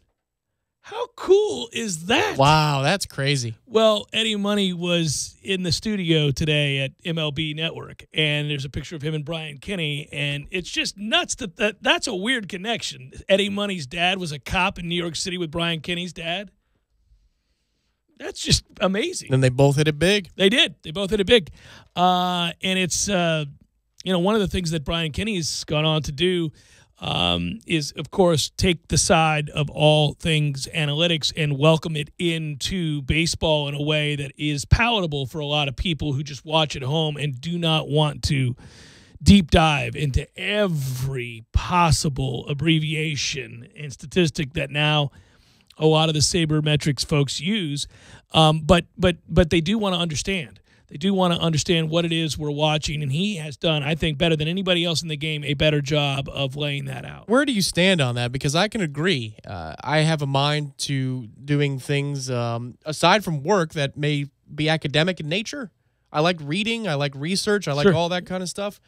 But it does get awfully dense, awfully fast when you get into sabermetrics. And I get batting average is quite a simple statistic to calculate. That is correct. But then when you get into weighted averages and on-base percentages, Well, probabilities, and all that kind of stuff. Well, I've said before, one of the things that I worried about when I started to go down that road of learning more about what it was we were watching was that the greatest way to, I think, to utilize those numbers or any of the advanced metrics is to understand that it's just a tool, one of many tools to utilize when trying to learn more about a player, a team, a season, a game, but not the only. And the games day to day are still played by you, me, and those, obviously, that strap on the cleats and go between the white lines. And on any given day, any singular day, your numbers may not match the back of your baseball card. It's just that they will over the course of 162 games. So there's still reason for you and me on a Tuesday to watch a game. It's not just the collection of numbers. It's that somebody today did something that we've never seen before, and they've been playing baseball a real long time. And somebody today did something that, well, frankly, all of those advanced metrics could have never predicted. You know, this guy is hitting, let's just say you were to say this guy on fastballs in the upper quadrant of the zone is hitting 105. And today he went 3 for 4 in that zone with 2 home runs and the game-winning single. Now, obviously he did something he doesn't ordinarily do, but that's what human beings do. They sometimes make adjustments, shift, change the way that they approach a situation, and it works or it doesn't. Yeah, the hard part I have with it is a baseball game is not a game of Texas Hold'em where you're both all in and then you have your percentages next to, I mean, think about the World Series of Poker when it was a TV phenomenon. Right. Mm-hmm.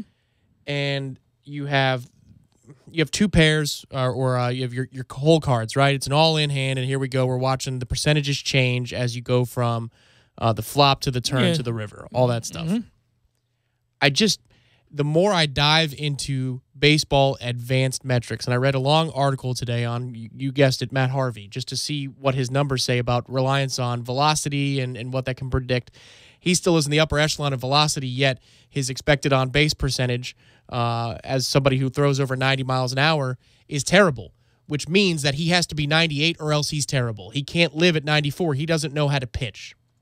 Like the idea that you're deriving from that is cool, which is Matt Harvey used to throw. He never learned how to pitch. And now he's going to have to learn how to pitch if he's going to be any good at all in Cincinnati, because he still has a decent fastball, but he doesn't know how to use it. He doesn't know how to locate it. The conclusion is fun, but I just don't want to get to a place where I'm looking at a baseball game the same way I look at an all-in hand of Texas Hold'em where I'm watching percentages on a TV change. The human element matters greatly. That's the only reason that people keep tuning in, I believe. Right, and I tend to want to look at things that I think are easily digestible, not because I couldn't understand the others, but you're right, there's a point where you feel like you've gone past what's reasonable, where you're no longer able to enjoy the game because you're, as we say, knee-deep in really stuff that the average fan doesn't care about. I don't want to be Billy Beane. You know, who doesn't watch the games? I like analysis. I like smart thinking sports analysts. I do. But there is a point where that can be overkill as well. I'd prefer to have John Smoltz tell me about nuances. I'd prefer to have more information than just go blindly watch a game and go, well, how about that? Is that guy even any good? No, I think there's something to watching a game and having an idea what the hell you're watching. But I just don't want it to be, I don't want the life and the essence of the sport to be taken out of it, the enjoyment of that. I didn't properly say what I was trying to say before, which is I think you should be able to utilize things like ultimate zone rating, which is obviously widely used, right, as a defensive statistic, where you can place higher value on certain players and their relative worth because it takes into account how much ground they cover, how much what they're able to do defensively, as opposed to just look at them as an offensive statistic, which is what a lot of people do with baseball players. We forget the other part of the game. So when you're trying to calculate what he means to a team and what he is in free agency, you are able to go back and find things like that where they'll talk about it puts a run value to his defense. That's a big deal but it's not too far-fetched. It's not something that is absurdly complicated. Can he get to more balls than the average defender gets to? And we can track that. We can see that. And there's a value placed on that. You're saving teams runs. Think of how many games you play in a year and you win or lose 3-2 or 4-3. That ball hit in the 6th inning with a runner on first that he got to and was able to catch that most guys can't. Well, there's a value in knowing that and placing value on that. And so I do that, but I don't do much else, man. I mean, well, at least defensive statistics. Right. To me, I think it chokes the life out of baseball a little bit and enjoying the game because there's because every play is so singular, every pitch, you know what I mean? There's a flow to the game in basketball, and I think analytics work so much better in basketball because you can see shot charts, hot, cold, about dribbling to your right, dribbling to your left, analytics about the distance away a shot is taken, the percentages there. The value of those shots, by the way. Like, to me, yeah, exactly right. When we were playing the clip of D'Antoni's brother, who's coaching in college, and about, the highest really percentage, points per possession, those types of things, I think that marries with the flow of basketball in an awesome way. With baseball, you can get so bogged down in each individual position player, and you forget the fact that a pitcher has to look at a catcher's mitt and fire the ball and locate. Yeah. That matters too. In fact, that's probably the thing that affects everything else. In hockey, it doesn't make any sense at all to really go too deep into analytics because so much of the play is broken. You can't predict what's happening, but in baseball, I feel like it might be a boa constrictor effect. You know where it does work well while we're on this subject, and it's been utilized internationally now, is certainly in soccer. Yeah.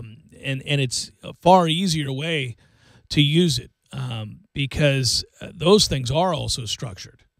There aren't too many broken plays. You have time and space to make decisions. Time and space to make decisions, and there's a value on the decision made. The percentages tell you which pass should be made and why, or how much ground a player covers.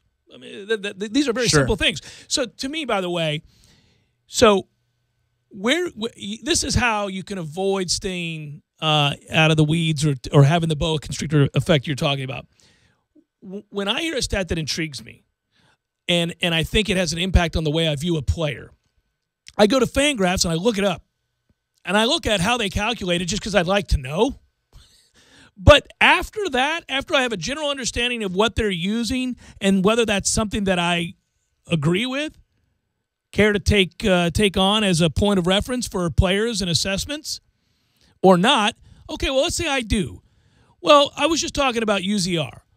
So that's not good for small sample sizes. It's got to be big sample sizes. So they warn you when you're reading about that, hey, listen, if a guy's only played at a certain position for 50 innings, it's not enough. You need to see more from him to really assess what he is as a player. But you know what else you do from that point forward?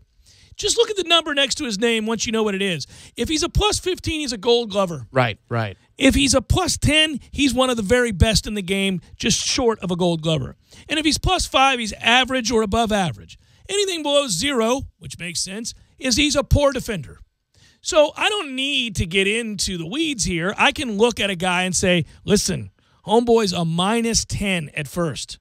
He's one of the worst defensive first basemen in baseball. That's calculated by a bunch of nerds that I don't care to meet, and they did that over the course of the last 4 years. Right. Okay, I got it. Well, there's an art form, too, and the way I think about it when I read stuff like this that I have in front of me is how can you make it work in a broadcast? Like, how can you bring this up? That's what Kenny does so well. And not lose people in the That's discussion. the biggest thing. Smoltz does it well, too. So there's a decent paragraph here, and I won't read the whole thing, but there's a decent paragraph in this Harvey article, and it starts with, you can see this in the StatCast metric, expected weighted on-base percentage, which you go, okay, here we go. A terrific measure of the raw quality of a pitch.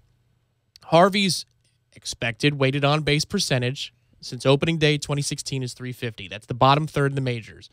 On pitches above the major league average of about 90 miles per hour, it's .373. What does that mean?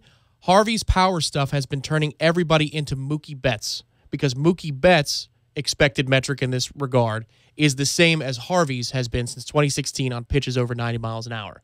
Wow. He's so bad at throwing the fastball these days that the expectation is that somebody's going to Mookie Betts caliber performance offensively, and that's from an average Joe. So he's turning average players into Mookie Betts, right? Because he has an imminently hittable fastball. End of discussion. Right. It's you got to get away from that little stat and then get to the conclusion. The conclusion is moving. Well, but see, you used it in a way that is helpful to evaluate a player. Yeah. And it's just a tool. Right. That's what you want to do. And then the guy goes on later to say that he used to be in the 97th percentile of velocity. He was one of the fastest pitchers he threw in the ball harder than almost anybody in the game. And his chase rate was in the 94th percentile. So he was fooling people in addition to throwing hard. Right. He was in the top 6% of all That's right. pitchers. And now he does neither. No, he's in the bottom 2%. Yeah.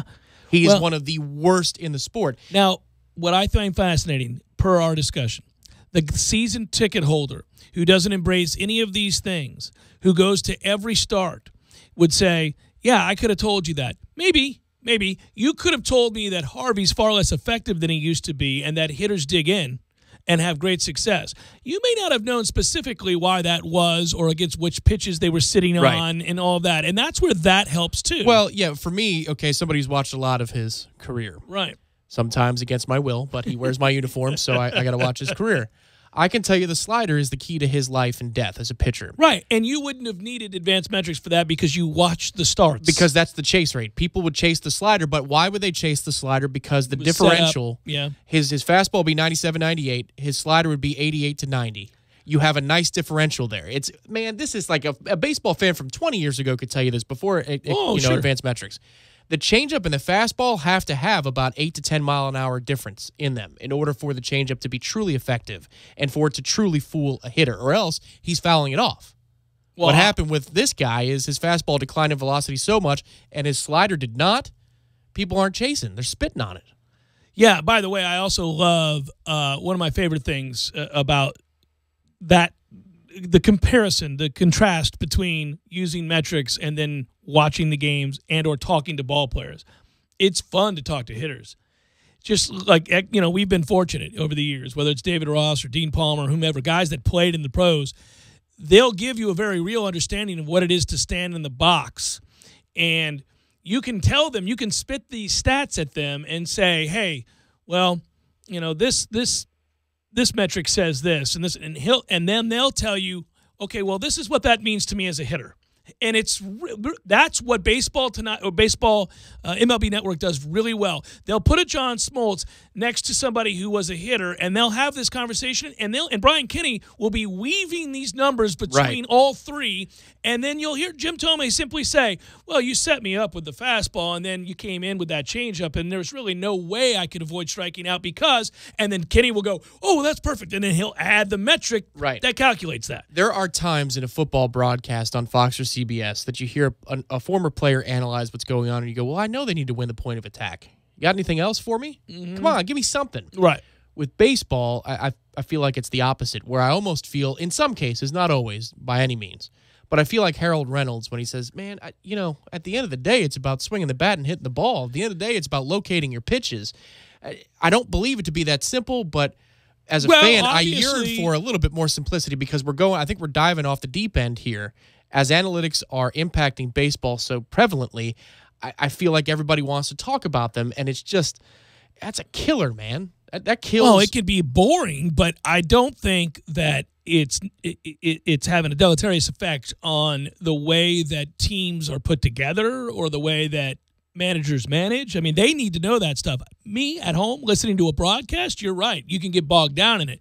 But I think you got to utilize that in the front office when you're building teams. There are of course. I want my front office to use them. I just don't need my broadcasters to be locked into a discussion about expected on-base average, weighted for the entire National League. No, and I don't need that to be protracted. I mean, you can reference it for a reason if you're going to make a bit larger point. But I would also say, look, if you're going to compare ball flight. So you can look at a certain flight for a baseball and see how often that's turned into an out.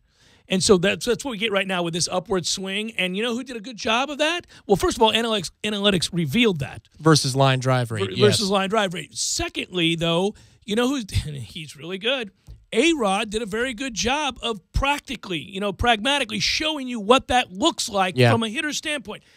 swinging down, chopping down on the ball the way he was taught, right? As opposed to swinging up in a sweeping motion. He showed that in the box. They did it as a pregame. It was perfect. Right. Yeah, and that's another thing that in this analytics-laden article this morning was talking about how the no-hitter will not be as important. It's something that we talked about anecdotally here this week. Mm-hmm. You know, the last National League batter, I forget his name, to cross the 400 plateau, he hit 401. This is going on 80 years ago now. National League hitter. National League hitter. Oh, I thought. Yeah, it's a forgettable name. I read it this morning. I said, commit that to memory, and I failed to do so. So that tells you who it is. He ended up going to the Hall of Fame. But he hit 401 in a year that you had several hitters hit above 360. I mean, a couple guys in the 380s. So in that year, it's not nearly as impressive as we look at 400 now. Where, I mean, if you win the batting title by what? At least 55 points? Right. If you batted 400 now, in that year, it wasn't nearly as impressive. In the same way, the last National Leaguer, Tom, you got me looking now. What was it, the 1930s? I think that's right. Well, Bill, I think it started with a B. I think it did start with a B. Well, Rogers Hornsby did it in 1922 for St. Louis, and he hit 401. But I'm going to give this article its third click of the day. Bill Terry. Yeah, Bill Terry. There 401, you go. 1930. 1930. Okay. Right. So I mean, Bill freaking Terry. It's like generic baseball name. I'm glad it doesn't hurt me to know that I did not know that. All right. Right. But in that season, you had a 393, a 386, a 383, 379. So it wasn't light years above the field.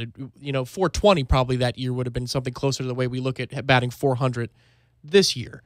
And in the same way right now, if you're looking at how many no-hit bids are making their way into the sixth inning or later, right, it's happening at a rate that's insane. So you have to take everything with a grain of salt as the game goes along. Anyway, the long story short on why no-hitters aren't as impressive. We know strikeout rate is up, but guys aren't interested in hitting line drives. And that's what I found fascinating. Home runs are coming at the expense of hard-hit balls that are line drives. You're just swinging for you're not even looking for a double off the wall. You're trying to hit it out the park. And I think that you'll see some adjustments from the approach. You've seen it some in Houston, right? They were the team that put the bat on the ball more frequently than any other team in the majors last year. That's a step in which direction, right? Putting the balls in play. By the way, the great Bill Terry, just so you know, born in Atlanta, Georgia in 1898. He, by the way, died in 1989. Oh, wow. Yeah, in Jacksonville, Florida. Oh, my. What is it with Jacksonville? I swear to God, every time we have a discussion about people over 100 or thereabouts, there's a few of them residing in Jacksonville. Maybe that's where the Fountain of Youth is. What's going on there? The Landing. He's buried at the Evergreen Cemetery in Jacksonville, Florida. Yeah. My man was a badass. His last game was in 1936. He didn't die until 1989 when I was a senior in high school. I could have had a chit-chat with the great Bill Terry. Just had to drive to Jacksonville. I hit 401. Bill, your name's Bill Terry. I never heard of you. Yeah, I hit 401 in the 30s. I was a beast. I told Babe Ruth to suck it. It was a depression for other people, not for Bill Terry. No, New York Giants, first baseman. Bill Terry, in the early 1900s years, his first game was in 1923. Checked in at 6'1", 210 in 1923. That's a mountain of a man. So he wasn't young in 30. So he played in the roaring 20s. He was having a life. Oh, Bill Terry had some fun. And you know what? It didn't hurt him.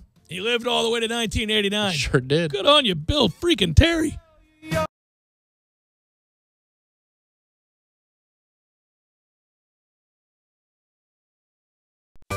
Sorry, boys, I did not have time to pack.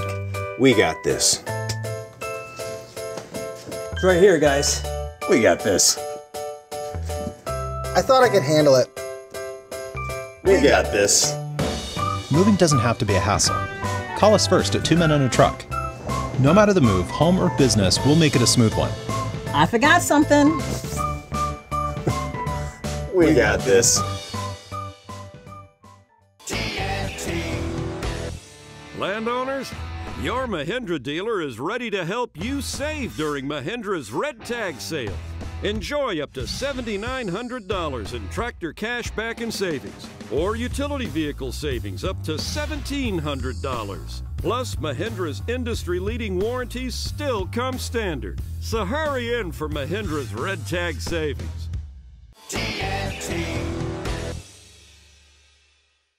When you're in need of auto repairs, look no further than Nice Tire and Auto Service. Nice has been in business for 16 years with long-term, knowledgeable sales associates. They have the latest wheel balancing machine in the industry. And for passenger vehicles, they service AC, brakes, suspension, tune-ups, and much more. Never sit through a long wait. Nice Tire and Auto has 10 service bays to get you back on the road quickly. If you have tire problems, check out their large inventory with various Goodyear and Michelin tires. Nice Tire and Auto Service, 4792 Bluntstown Highway, 574-4100. Explosion. Hey, Charles.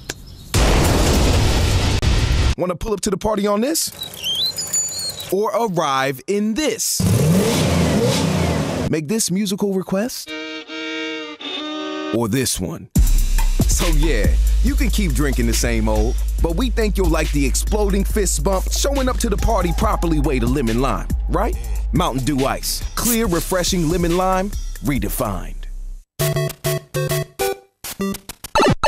Games for Less, the only locally owned and operated gaming store in town, has Tallahassee's largest selection of new and used video games and game systems. The future of video gaming is at Games for Less, where they have both the PS4 and Xbox One. It's time to trade in your old systems and elevate your gaming experience now. Games for Less is also your headquarters for the best in retro gaming. Atari 2600, original Nintendo, Super NES, or Sega Genesis, you name it. They got it at Games for Less. Games for Less, the Super Walmart Shopping Center on Appalachian Parkway. Give them a call today at 850-219-3535. That's Games for Less. Nukes Eatery congratulates Coach Mike Martin on becoming the all-time winningest coach in college baseball history. Nukes with 2 Tallahassee locations, online at nukes.com. Hi, Chris Kraft for Kraft Nissan. Look around. That's right, you see Nissans everywhere. Tallahassee is officially a Nissan town, a Kraft Nissan town. Why? Because Kraft Nissan has the best pricing, the best selection, and the best buying experience in town. And at Kraft Nissan, you get the best value for your dollar. With more standard features, our exclusive and the original lifetime warranty, our easy choice menu that gives you a price and payment in writing, our new For You program that helps people with damaged credit. And now, till the end of the month, 2 years or 20,000 miles of complimentary maintenance with every new car purchase, plus $1,000 over book value for your trade. Best of all, my people are the best in the business. They will greet you with a smile and a handshake, and they will know your time is valuable. My managers are always accessible, and of course, you can always ask for me or my brother Peter. Bottom line, if you need a new or pre-owned car, you need to experience the Kraft difference. Great people, great product, great price, with the best car buying experience in town. Kraft Nissan on Mahan Drive between Academy Sports and Costco. And remember, if you don't see the Kraft tag on your car, you paid too much, way too much. Time to check out our buddy Joe over at Truck and Car Concepts. What's going on, man? Hey, man, what's going on with you guys? Well, here's the deal. I heard that you were gone all day as you were out tinting a house. Yes, sir. His customer was having a big heat problem on the west side of the house in the afternoon. We went over, did the estimate, decided to do the east side of the house as well. Let me tell you something. We knocked out 79% of the heat energy, which is going to totally knock down the electricity bill. Not only that, but she had some really nice paintings that were fading out in the living room. 99% ultraviolet ray illumination. So it would fade out like carpets and drapes and furniture and stuff? Not only that, but it also fades out those expensive hardwood floors. So window filming the house is nothing but a plus. Like I said, it comes and it takes down the heat energy, and that's, bottom line. So even though the place is called Truck and Car Concepts, you could throw a house in there too. We can do houses, planes, trains, or automobiles, man. If it's got glass, we tint it. Truck and Car Concepts. 656-8800. Give us a call. Fresh smells in your basement or crawl space? Impossible. Until now. Monitor and improve conditions in your basement and crawl space with the new smart Wave ventilation unit. Wave's computerized unit with apps helps maintain a dry, healthy environment, reduce moisture, mold, and odors, expel radon gases and pollutants. There's also carbon monoxide detection that sends an alert and increases ventilation. No filters, no buckets, and costs pennies to run. Dealer opportunities available. Visit dryhome123.com. Dryhome123.com. Live from the AmeriGas Propane Studios in the capital city of Tallahassee, this is the Jeff Cameron Show on 97.9 ESPN Radio. It's Libations Friday, brought to you by Corner Pocket Bar and Grill. Corner Pocket Bar and Grill on Appalachian Parkway. Tallahassee loves the Corner Pocket.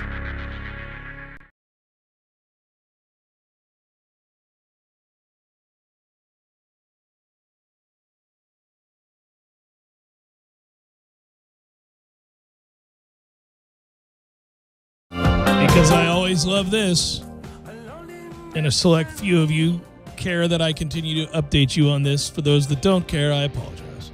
Kinda. So we're datelining Southern Oregon's Fort Rock Cave. And it is central to the debate as to where when the Great Basin region was first colonized by Paleo-Indian peoples, Tom. Of course. So in 1938, archaeologist Luther Gressman discovered dozens of sagebrush bark sandals beneath a layer of ash that were eventually radiocarbon dated to between 9,000 and 11,000 years old, which is always cool. Man, these people that find these cool-ass things, like, look at that, sandals. The cave also produced projectile points from the Western stem tradition, a Paleo-Indian culture thought to have emerged around 11,000 BC. In the 1970s, Cressman's student Stephen Bedwell reported finding tools in the Fort Rock Cave going back even further, to 15,000 years ago, a date dismissed as far-fetched by researchers at the time. However, recent evidence of a nearly 15,000-year-old occupation at nearby Paisley Caves prompted a team from the University of Oregon Museum of Natural and Cultural History to re-examine the site. And in doing so, there has been some damage done, some things that they had found for the museum that they thought would be, better serving and helping them find exactly how old this area is. Sadly, damage from looting and agricultural interference over the years has made it potentially impossible to find remaining cultural deposits in the cave to settle the question definitively. We don't have evidence from Fort Rock Cave that matches the antiquity of Paisley, blah, blah, blah, blah, blah. But the cave now is producing tools and arrowheads, if you will, for lack of a better term, that now suggests that not only have they found within that cave drawings and dwellings that date back to 15 to 16,000 years ago, but also weapons from that time. So right there in Oregon, man. Well, weapons are necessary as well. Yeah, weapons. In those days, you need to have a weapon at all times. And that much is evident. If you read these magazines, the archaeology magazine that I like, the publication that I look at, it's the Institute of America. You look at that, man, growing up back then, times were tough. No, you were born and you were an adult. When you're living in a cave and you've just got first of all, they had to make all of their own things, which is, so you're just always working. You're always working. Just working constantly, because to not do so, you couldn't be lazy. You're going to die if you were lazy. If you were lazy, that's the end of you. So you're forging arrowheads and all these other things out of stone and sharpening them constantly. They're at the end of a stick. You have to look over your shoulder, because not only does something want to eat you, but you've got to find something to eat. And if you're not doing that, somebody's looking to kill you because they like your cave. So they're going to come take it and rape your women and kill the children and then eat your food and then move on to the next cave and do the same to the others who aren't paying attention, but they're paying attention because somebody's always awake. I mean, every site they find, it's amazing the amount of people they find that were whacked by an arrow or an axe. Forever happening. They'll examine the skulls. Well, this poor guy was bending over a fire. Flip up. Snuck up on by somebody. They took his meat. Then they rolled out. Left him for dead. Hatchet blow to the head. The slew-footed tribe on Hill 4. Yeah, but they can connect them. It's like when you watch those shows, if you look at Custer's Last Stand, right, how they've been able to go back now and recreate what happened, and they put, like, well, now it's lasers, but they had red strings where all the bullets were, the musket bullets were, and where the arrowheads were, so they could recreate exactly how it happened. And when you see that, when they bring that to life, woo, that's a lot of time to know you're about to die. That's a lot of time if you were one of his men to say, oh, Custer here screwed us. This isn't going to work out. We should not have been so separated. And why are we down in a valley as they come down from a hill? This was a terrible decision. This isn't going to work out. Co-opted for the sake of perhaps American exceptionalism as it is, The Last Samurai has a great scene in which, Ken Watanabe's character is reading about Custer in Algren's journal. He goes, "This was a great man," because he had a good death, a perfect death. Well, to know that's the other thing. This conversation always bleeds into other conversations about how people kick it over the course of time. But I always crack up because if you're any of these people that lived in that time or died the death that Custer did, it's the sheer amount of time that you know, like that the putting up a fight is futile. When you're sitting there and you look around you and you've got 40 men, and on high are, 1,000 Native Americans. The time is nigh. I mean, what's the point? What are we doing here? I mean, it's not like they don't know how to fight, so you're dead as a doornail. Bartender, whiskey. Yeah, I think I'd run with my hands open. I think I would. There's a brief scene to that end in the, I forget the name of the movie, but the most recent Gary Oldman movie about Winston Churchill, as they're making their decisions about what to do and how perhaps to get the troops off the beaches at Dunkirk. Yes. There's some things that have to be decided about perhaps elsewhere. And it shows a brief 30 to 45-second moment where you go, poor chaps had to take it. They had to wear this for these other guys to get out. To get out. Oh, buddy. And it shows a commanding officer walking through this area where the guys have fought bravely, and he's just kind of saluting them because that's it. Yes. It's your time. You've seen the movie Glory, right? Yeah, sure. Glory's incredible. Yeah. But that last scene before they're about to make the charge on the fort on the beach. Mm-hmm. I mean, you're the first wave. You're setting it up so that everybody else can come from behind you and have a fighting chance. You get to wear them down. You wear them down by wearing their bullets and their cannon fodder. That's what you get to do. Yeah. That's wearing them down. Yeah. Sacrificing your life and wearing them down. I mean, hell, back to Last Samurai. You're not trying to set anything else up. No. You know it's over. You're just trying to make it interesting for as long as possible. It's like in football, let's keep it close for 3 quarters. But that's the beauty of that is, of course, that's football. And then, I'm not trying to do that. No, I know you're not. I'm just saying. That's like their plan, though. It's like, all right, let's just make this interesting here. And the next thing you know, they have the minigun. It's like, da-da-da-da-da-da. You're like, oh, jeez. Yeah. That gun is awesome. That changes. That's a game changer. And the one guy's like, for the love of God, stop. Stop shooting.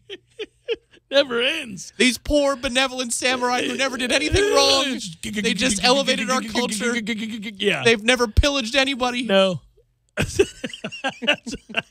That movie is Braveheart level of playing with history there, but it's also so good. It is good. It is good. And that's the hard part about Tom Cruise. He's bat blank crazy, but he's done some really good films. Man. He's also done some terrible films, but he's done some really good films, and in which he was good. Sounds like Mel. Oh, without question. Same thing, kind of. Although Mel's don't really hold Mel's up a little nearly bit more as much. sinister, but yeah, a lot more sinister. Well, his work in Lethal Weapon is quite underrated. The very first one, especially, it's incredible. Actually, if you go back and look at his, didn't he do Hamlet? Yeah. Mm-hmm. He did a very good version. Yes, he did.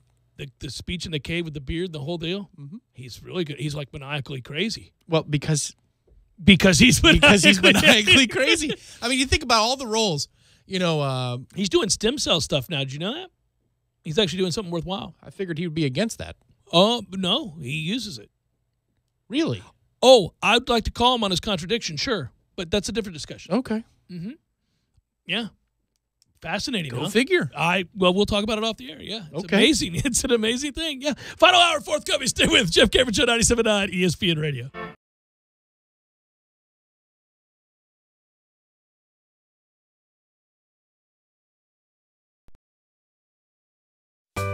Sorry, boys, I did not have time to pack.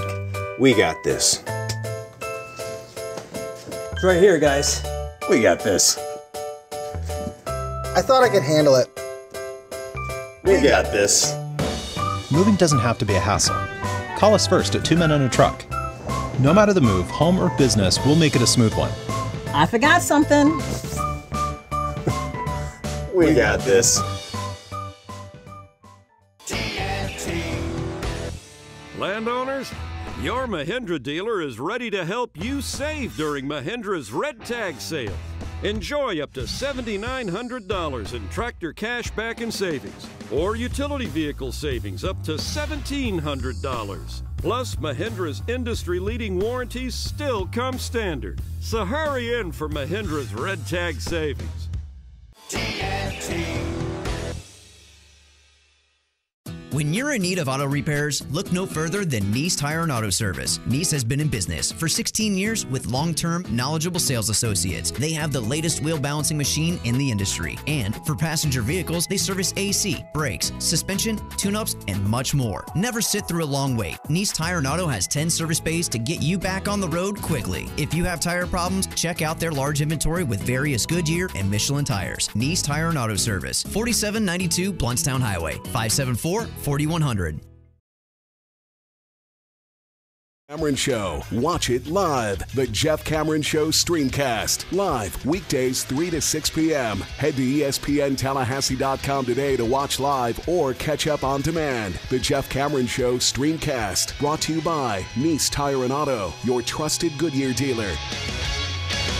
Nice Tire and Auto, just minutes away from FSU campus. Working their way into the summer, DeWalt and Cornerstone Tool and Fastener are turning up the heat. Buy one DeWalt 20-volt Max XR lithium-ion brushless premium hammer drill and impact driver combo kit with two 5-amp-hour batteries and receive $100 off instantly. And you get one of the following DeWalt Bare tools for free: a 5-inch grinder, recip saw, or an LED spotlight. That's a 3-piece kit. Come check out all the new DeWalt products at Cornerstone Tool and Fastener. And while you're there, check out the most powerful cordless kit on the planet, GoVolt FlexVolt. Cornerstone Tool and Fastener, 1110 Stuckey Ave and 3269 Crawfordville Highway.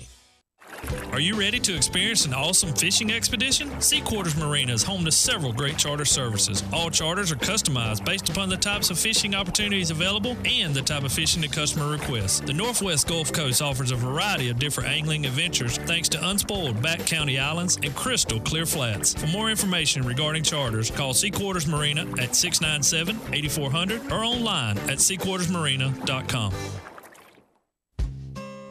For better gas mileage and a longer-lasting engine, change your vehicle's oil at Superlube every 3 months or 3,000 miles, whichever comes first. For good times and family fun, Tallahassee heads to the Fun Station. And right now, when you change your oil at Superlube, you'll get a $15 Fun Station gift card. You don't need an appointment. You'll be in and out in no time. And with 19 Tallahassee area Superlubes, there's probably one right around the corner right now. How I love to Superlube my car. Yes, sir. Shot, save, rebound, score! The playoffs are here. The Corner Pocket is your home all spring long for all the heart-pounding moments in the NBA and Stanley Cup playoffs. It's held in a shot, save, rebound, The Corner Pocket on Appalachia Parkway next to Earth Fair is your headquarters for Trivia Tuesdays, Beer Bingo Thursdays, and of course, all the moments you'll never forget. For the championship! The Corner Pocket Bar and Grill, 2475 Appalachia Parkway. Tallahassee loves the Corner Pocket. Say what, it's the boy Big Snoop D-O-double-G.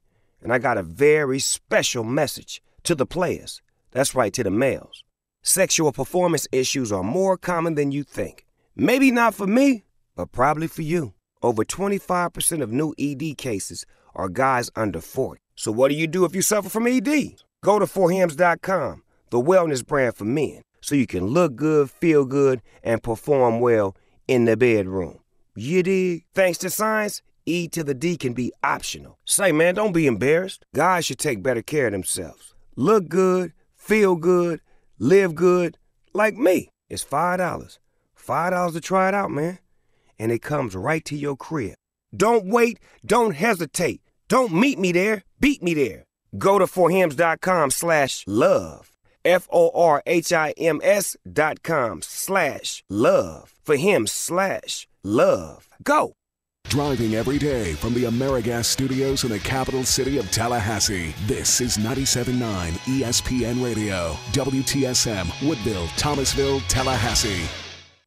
Live from the AmeriGas Propane Studios in the capital city of Tallahassee. This is the Jeff Cameron Show on 97.9 ESPN Radio. It's Libations Friday. Brought to you by Corner Pocket Bar and Grill. Corner Pocket Bar and Grill on Appalachia Parkway. Tallahassee loves the Corner Pocket.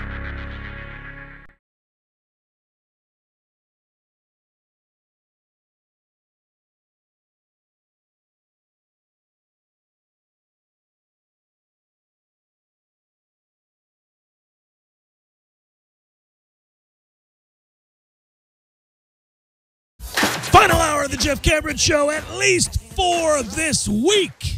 And a fine Libations Friday to you and yours. I'm Jeff. That's Tom. We're online, ESPNTallahassee.com. That's where you go to listen live via the streaming. Free always. Don't miss anything. Sometimes you miss things. And when that happens, go to iTunes and or our own audio vault on the webpage, ESPNTallahassee.com. You can find all of the stuff that you missed and get caught up at your leisure. Email the show if you like, JCS at 979ESPNradio.com. On Twitter, it's at @JCameronShow. WTSM app, good for your mobile devices. And I would note that you could watch the show being performed as well as on YouTube, on Periscope, on Twitter at 979ESPN Radio. It's amazing to me how frequently this is happening. I just now read a little bit more closely to Derek Notty's tweet to Sal Sunseri. Have you seen this? So Florida did that thing that pissed off Jalen Ramsey at, was it A&M? Yes. Yes.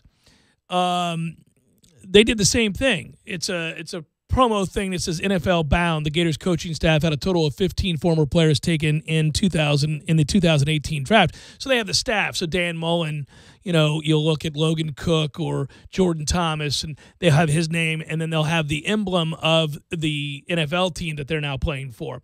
Well, on his staff is Sal Sunseri, and it says Derek Notty, Kansas City Chiefs, Josh Sweat, Philadelphia Eagles, Rick Leonard, New Orleans Saints.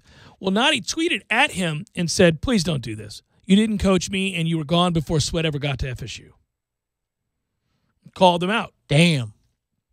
Well, I mean, what's going on here with these schools not checking with these? I'm sure they're not checking with these coaches before they send this out. I mean, I would think. Well, I mean, in the case of Jimbo, we did something like this when he was here, and they put Jamarcus Russell there and Flynn and others, where it talks about all the money that Jimbo's quarterbacks have made, wherever he's been. I can understand if you were on the other side of the ball, which is what Jalen Ramsey's gripe was, right? Jimbo didn't recruit me. That's right. He didn't recruit me. He didn't coach me or develop me a day. So let's not put my name to his credit. Well, and that's true for Derek Notty and Sal Sunseri. Yeah, Tennessee has a weird one because Pruitt is claiming Florida State defensive backs, Jalen Ramsey being one of them, P.J. Williams, and Ronald Derby. Oh, they don't even have his name spelled correctly? They spelled it Derby, like the Kentucky Derby, not Darby. So, yeah, that one went viral yesterday where Tennessee was claiming a lot of Jeremy's successes over the years, and that included some Florida State players. But it's just, it's amazing. It goes to show you how much of a mercenary job it really is and what these coaches truly believe about allegiances, right? They'd rather put the resume of who they coached before at a different university and slap it next to the current university that they work at's logo rather than the history of the university. We're embracing Florida State history under Willie, are we not? Yeah. We're not talking about, kids from other schools at this moment. No, when you're recruiting, if you coached a kid or recruited a kid and brought him in, I've got no problem with you utilizing that to your benefit further in recruiting, no matter where you are. If I signed and heavily recruited Josh Sweat and he's now on an NFL roster, I can claim that, indeed, I coached and recruited him. But if I never did, I can't for a second abide by that recruiting tool to be on a timeline or a website or anywhere else. The best way to do it is the way Brad Lawing did it last year, which is he showed up to a game played by Jadeveon Clowney in Houston, took a picture with him before the game. The two of them were smiling. Posted it. There it is. That's the best way to do it. You don't need to put together a graphic of places you've been. Your relationship with the players might not be there, but what's more powerful? You standing next to that player and that player smiling and posing for a photo. That's the endorsement. Yeah. While he's playing at a level where he's getting paid to play. It's funny, you bring up the Tennessee thing. I'm seeing on War Chant now where Ira wrote a piece that on Thursday the University of Tennessee received similar heat on social media for putting out a promotional poster showing more than 20 defensive backs, including 8 first-round draft picks who were, quote-unquote, developed by Jeremy Pruitt or Charles Kelly. This tweet, which features former Seminole stars Derwin James, Jalen Ramsey, Marquez White, Ronald Darby, P.J. Williams, LaMarcus Joyner, Terrence Brooks, was posted by Tennessee Quality Control Assistant Bert Bafani, who previously was on FSU staff under Kelly. If you're a DB and want to be developed by 2 of the best DB coaches, then Tennessee is the place for you. 8 first-round picks and counting. The tweet received a swift and direct response from Alabama safety Ronnie Harrison, who was also featured on display. I was not recruited by either one of these coaches, and I'm certain that I did not attend the university. Roll Tide. So, yeah, Ramsey started it, but it is a trend by the schools to try to capitalize. I wonder how much it works. It's got to, right? I guess it does. I guess kids that you're recruiting see dollar signs. Yeah. And they don't think to check closely. I mean, I can understand the pitch, but you know what? It didn't help us with quarterback recruiting the last year or two here. And we had those posts about all the money that Fisher's quarterbacks have made. If there is a response, I'll be interested to see what Jalen's response would be here, because the only reason he came to Florida State was he flipped to FSU because Jeremy Pruitt was here. Jeremy Pruitt, right. Now, Pruitt was gone after a season, but that doesn't change the fact that he had a connection with Jeremy so strong that he decided to come to Florida State all the way from the state of Tennessee, which is where he was playing high school ball. If you really wanted to do one that was interesting, what would Jameis Winston do if Fisher, or for that matter, quarterback coach Damian? Yeah, Damian Craig. Yeah. If they used him as a tool, because he recruited. Now, he's been to A&M's practice already, if I'm not mistaken. Right. So I think he endorses Jimbo while still being a Knoll and coming Which back you here. can do both. Certainly you can. Yeah, absolutely. Yeah, Jameis has already, in a way, given his stamp of approval that he has a bond. I don't think there's anything wrong with that. Well, no. Well, I mean, he won a Heisman. He put up NCAA record numbers in a national championship. I don't think – I mean, and he did so and said at various points in his career post-playing days and during playing days, thank you for giving me the keys to your offense. Yeah. No, I mean, I get that. The LaMarcus one I find interesting with Pruitt or Terrence Brooks. I mean, these guys were here. I mean, LaMarcus was a senior. I mean, Jeremy did put us in a position to succeed. That scheme did help us obviously pave the way to being one of the most dominant teams in college football history. But are we talking development? Or in LaMarcus's case, are we talking new scheme? Yeah, it depends on how it's worded, right? But I think in the promotional, in the tweets and the promotional, the banners. Well, they're figuring kids aren't going to deep dive into the actual cause and effect here. Yeah. Yeah, and I'm looking to, on some of those things, though, it'll say, it recruited by or coached. So you can kind of get away with it there. Coached and or recruited by. And you're fine in that way. And, yeah, I'm sure players kind of cringe a little bit, especially if they were already established. Like, if you're already an All-American and a guy arrives for one season, sure, if I'm LaMarcus, you'd roll your eyes in at that specific stuff. case. It's ridiculous, Yeah, he helped me. He taught me a couple things, but he's kind of like the substitute teacher of my time in college. But here's the bottom line. Again, this is another one of the instances where you can say, and those kids were paid nada. And they're being used as a recruiting tool, which then in turn gets, those coaches paid a lot. Well, that's where Jalen, the first time we had this go around, he said, don't ever do that again. That's, well, don't attach my name to your little resume there. That's ridiculous. Old Sassy ain't having it now. Old Sassy will come at you.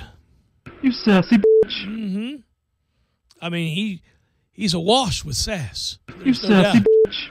Sassy is the king of sass. Everybody's chasing Sassy. That happened quick, too, at the NFL level. Oh, old Sassy? Yeah. Well, he arrived with a sense of purpose and wanted to dominate, did very first practice in full pads. Remember the video that came out? Sure, yeah. And the veterans were going, woo, that's different. That's amazing to me. He must be one of those guys. Honestly, we've seen – I mean, he is physically gifted without question, but we have seen people physically gifted come through universities like Florida State forever. The guys that not only have an instinct for the game, certainly, and an understanding of the game, but that bring a little something to the party when they come up and tackle are guys that understand how to generate power at the point of impact. I mean, I bring it up all the time with John Lynch. John Lynch isn't bigger than me. And John Lynch hit like a Mack truck. There are guys that just know how to hit, how to generate that power and deliver that. From the bottom of their feet, out the top of their shoulders, and bam! I'm not saying that he's going to be the next Jalen, so I'm not trying to play that game, even with a wink, wink, nod, nod. No. But Woodby did turn some heads this spring. Oh, without question. No, it's exciting. We're on a roll right now. Yeah, we're finding a different guy every few years to play that role, and they're all physical freaks, and they all turn heads the day they arrive. Jeff Cameron Show, 97.9 ESPN Radio.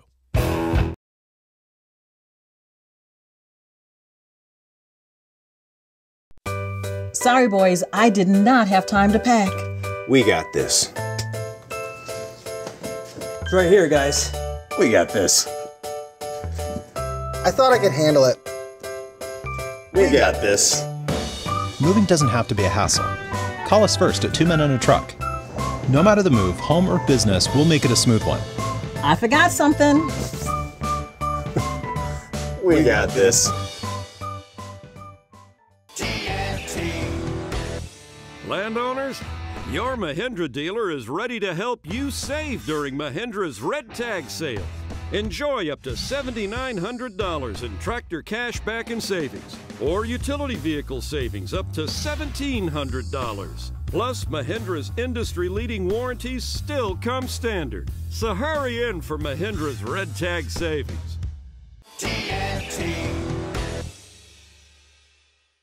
When you're in need of auto repairs, look no further than Nice Tire and Auto Service. Nice has been in business for 16 years with long-term, knowledgeable sales associates. They have the latest wheel balancing machine in the industry. And for passenger vehicles, they service AC, brakes, suspension, tune-ups, and much more. Never sit through a long wait. Nice Tire and Auto has 10 service bays to get you back on the road quickly. If you have tire problems, check out their large inventory with various Goodyear and Michelin tires. Nice Tire and Auto Service, 4792 Blountstown Highway, 574-4100.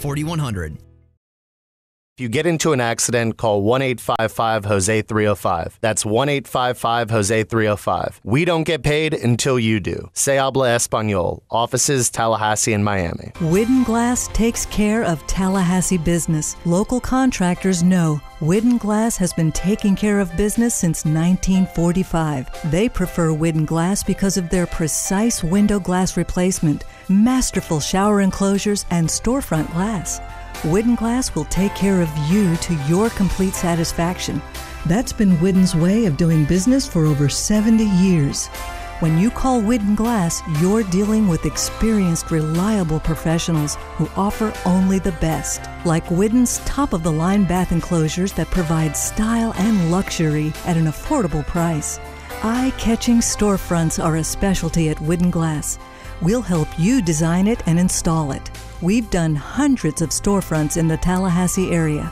That's why Widden is known for taking care of business. Widden Glass, the first name in glass replacement.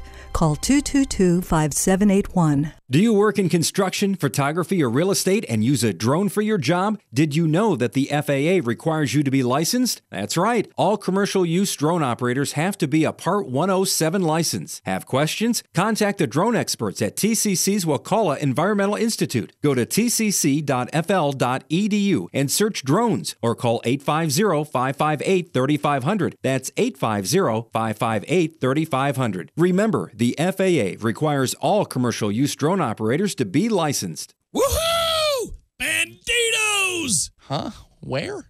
Banditos Burritos, baby. Get your weekend started right here on 97.9 ESPN Radio. Saturdays at 6 a.m. with Fishing Florida Radio. Listen to the three amigos, Boudreaux, Steve Chapman, and Captain Mike Ortega as they catch you up to speed on what's new and biting in the North Florida region. Big-time guests, celebrities, interviews, and 3 hours of the fishing info you need. Fishing Florida Radio is brought to you by Sea Quarters Marina off Highway 98 in Carabel. Sea Quarters Marina, your full-service marina. And presented by Hobbit American Grill and Mike's Marine Supply. Games for Less, the only locally owned and operated gaming store in town, has Tallahassee's largest selection of new and used video games and game systems. The future of video gaming is at Games for Less, where they have both the PS4 and Xbox One. It's time to trade in your old systems and elevate your gaming experience now. Games for Less is also your headquarters for the best in retro gaming. Atari 2600, original Nintendo, Super NES, or Sega Genesis, you name it. They got it at Games for Less. Games for Less, the Super Walmart Shopping Center on Appalachia Parkway. Give them a call today at 850-219-3535. That's Games for Less. Need help moving? 2 Men and a Truck Tallahassee provides professional home and business move services, both locally and long distance. For your next move, visit 2men.com or call them at 850-224-2232. 2 Men and a Truck, the movers who care. This is the Jeff Cameron Show. Jeff Cameron Show on 97.9 ESPN Radio. It's Friday, Lucy Goosey edition of the program, and kudos. A lot of guys in this industry, whether you're a writer or a talk show host, we're up against it in May. May is a toughie. July is brutal because you have the All-Star game and all that stuff in baseball. But you can see there's light at the end of the tunnel in July. It can be tough, especially if you are a football-oriented guy or gal. That is to say, that's number one, and number two is hard to find. It's like way down the road for you and your passion. So you're a football guy or gal, and then, well, I kind of like, tennis, but it's way out there, right? That's so funny. I was thinking the same thing. I was like, oh, Wemby can't get here soon enough. Yeah, when is Wimbledon? July 4th weekend every year, yeah. Breakfast at Wimbledon. So, it can be tough. But I always like to find some people don't even bother. They'll just tell you that's exactly what they're doing. They'll say, well, we're about to talk about so-and-so's legacy because it's a summer topic, and that's what and they'll just admit it. That's one angle. The other is to try to be somewhat imaginative in the way that you ease into the talking point of college or pro football. And I was reading this morning, and, at the beginning of every day, for what we do, you kind of read the headlines, you go through the various papers throughout the country to see if you find interesting stories, developments of different programs, whatever it might be, professionally or otherwise. NFL, NBA, Major League Baseball, you name it, college football included on the list. And I read this morning in SI, it was a story written yesterday, but I read it today. And I got to give Chris Johnson credit. I'm going to read this verbatim because it makes me smile. Tom, you'll say what I said, which is, kudos, sir. You're not fooling anybody, but you're not fooling us, but right. But I'm proud of the effort. Like, you sat down because they made you write this story. They told you this is what they wanted to go with because this will garner clicks. And they handed that to you, Chris. His name is Chris Johnson. And they said, write the story. And he went, well, guys. And they went, that's what we're doing. And he went, okay. And you've been there. You're a creative writing guy. So, sure. You've had to do this. But I always love it. I was low on the totem pole at the toughest thing, one particular place, and we had to do the position previews for spring and fall, and you had to divvy them up, and the people who were lower on the totem pole have to do the worst position groups. Well, here's the defensive line position preview for the fall camp, and we're writing them in July. You're like, God, dog. The sentences are really, it's like you're trying to carry a boulder on your shoulders. Yeah. It's an art form, though, and when you do it, you feel proud of yourself, almost more proud than when you actually have content, because that writes itself to some degree. Yeah. This is more, I have to dig deep. Given health and development, the Noles defensive interior should be. Flowery language. Here we go, right? So get this. He writes, we're still just under 4 months away from week 1. First of all, I love that. That is so good. Like, there you go. He's revealing to you, I was forced to do this. Bear with me. I know what you know. We're still just under 4 months away from week 1. But enough has changed in the 4 months since the night of Alabama's title game victory over Georgia to reassess college football's national landscape. Okay. Many of last season's stars are now in the NFL, while others return to school to use up remaining eligibility. Chris, I would have X'd that one. I would have said, edit. A large portion of incoming recruits won't be on campus until the summer. But some of the most anticipated arrivals enrolled in time to participate in spring drills and performed well enough to suggest they'll become household names this fall, Tom. You know what's going on here. There's a minimum word count he has to hit. Yes. Oh, I was laughing with every line. Injuries and transfers resulted in roster upgrades and downgrades, with more sure to come before the season kicks off at the end of August. So what has he said so far? Okay, so what he's told you so far is, I've been asked to give you an off-season top 25. I have no way to do that. There is no reason to do that since we've already done it a month earlier, and we did it before that even. But I've been asked to do it. This is the word count, and I'm going to try to justify it the best I can and hope that you just browse through this and not really pay attention to the fact that I said absolutely nothing just now. All of those developments have been incorporated into the post-spring top 25, which will be updated again before the start of the season. So you're going to update it in June, are you? Right. He's going on vacation after this one. Well, and bless his heart, rightfully so. Yeah. Number 1, Alabama. The Crimson Tide just set an SEC record for having 12 players selected in the draft, including 4 in the first round. An exodus on that scale would set back most programs for a season, if not longer. But Alabama showed this spring that it's ready to defend its 5th title in 9 years. And then he gets into linebacker Mack Wilson, Dylan Moses, lineman Isaiah Buggs, Raekwon Davis will lead a frightening front 7. And then they talk about the quarterback battle between Jalen Hurts and sophomore Tua Tagovailoa. I think it's Tagovailoa. Ola. It's Ola. I'm going to have to say that right when the fall comes around and it matters. Tua. Hurts and Tua, which is not a quarterback battle. Tua is going to win the job so long as he doesn't have a broken hand. Anyhow, he went with throwing hand. Yeah. He went with Alabama and Clemson. You can argue that if you like. I'm probably going to take Clemson over Alabama, but 6 and 1, half dozen another. Ohio State 3. That I raise an eyebrow about because they've got a quarterback battle. Real quick, if Tua had 4 fingers, he lost a finger between now and camp, would he still win the job? He keeps the thumb. He keeps his pointer finger. All right, so opposable thumbs are important, so he's still got the thumbs. He's got the thumb. He's got the forefinger. What do you think is the most important one? Is it the ring finger? It is the middle and ring finger. Middle. Yes. Okay, so he loses his pinky. Yeah. He still wins the job? Yeah. I think he probably he's still a more accurate passer. That's for sure. Yeah. Let's put it that way.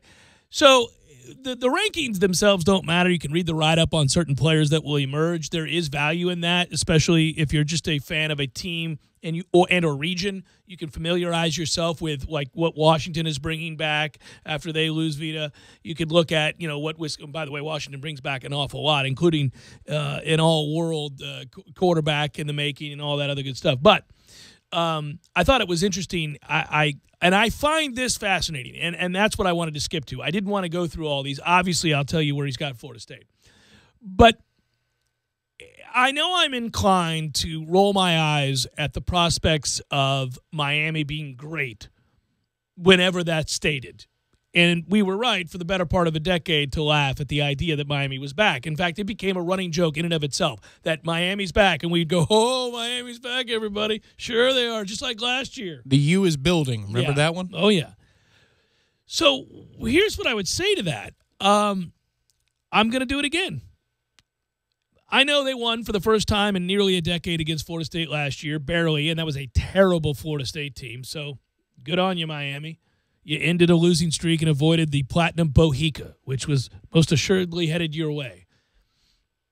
But what I don't think that, and he's got him ranked 6th. I've seen 4 or 5 people rank Miami somewhere near that position, top 10. As if they don't remember that Miami does not have a starting quarterback. That last season ended with disaster. And I don't think you can roll back out there and play that poorly at the most important position on the field. Now, if N'Kosi Perry wins the job, that changes everything, I suppose, because I don't know. I mean, he's a more heralded quarterback, better thrower, all those things. Yeah, right? If you hope to be a top 10 team, then you have to have a different quarterback, period. Yes, agreed.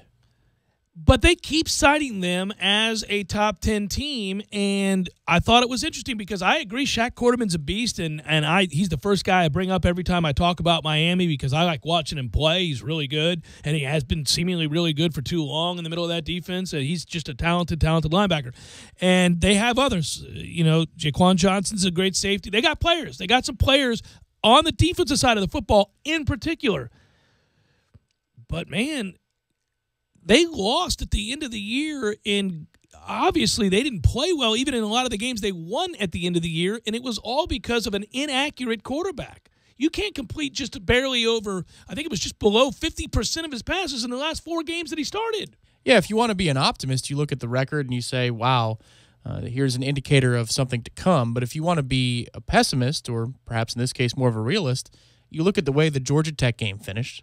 You look at the way the Florida State game finished. You're in a dogfight with Virginia at home. I'm going to pull up Malik's numbers here. I want to make sure I got this Pitt. right. You get blown out by Clemson. And then Did you mention the Virginia game? Yeah. You're in a dogfight with Virginia in your building. Well, the pick six is the only reason that they ended up winning that game. And, oh, by the way, that was the story of Miami last year, was the turnover chain and how good their defense was. And it became infectious, and it was great. That was all well and good. But you can't count on turnovers season to season. We've seen there's not a correlation there. It's not going to happen where you have a year like that, where every game for a long stretch of time, Miami was causing and creating big-time momentum shifts with 2 to 3 turnovers a game. Miami's apex, Virginia Tech, right? It was the Virginia Tech game, or was it a Notre Dame game? Whatever it was. Yes. Virginia Tech. It was those moments. It was the middle of the season. They peaked early. They got away with some things, the Georgia Tech, Florida State results being the two specific ones. And then it kind of caught up with them towards the end. They were a good team. I mean, that was improvement.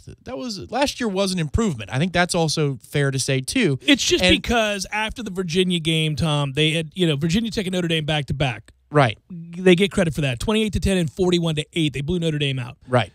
Okay, so at that point, they're undefeated. Their people are going nuts, and I get it.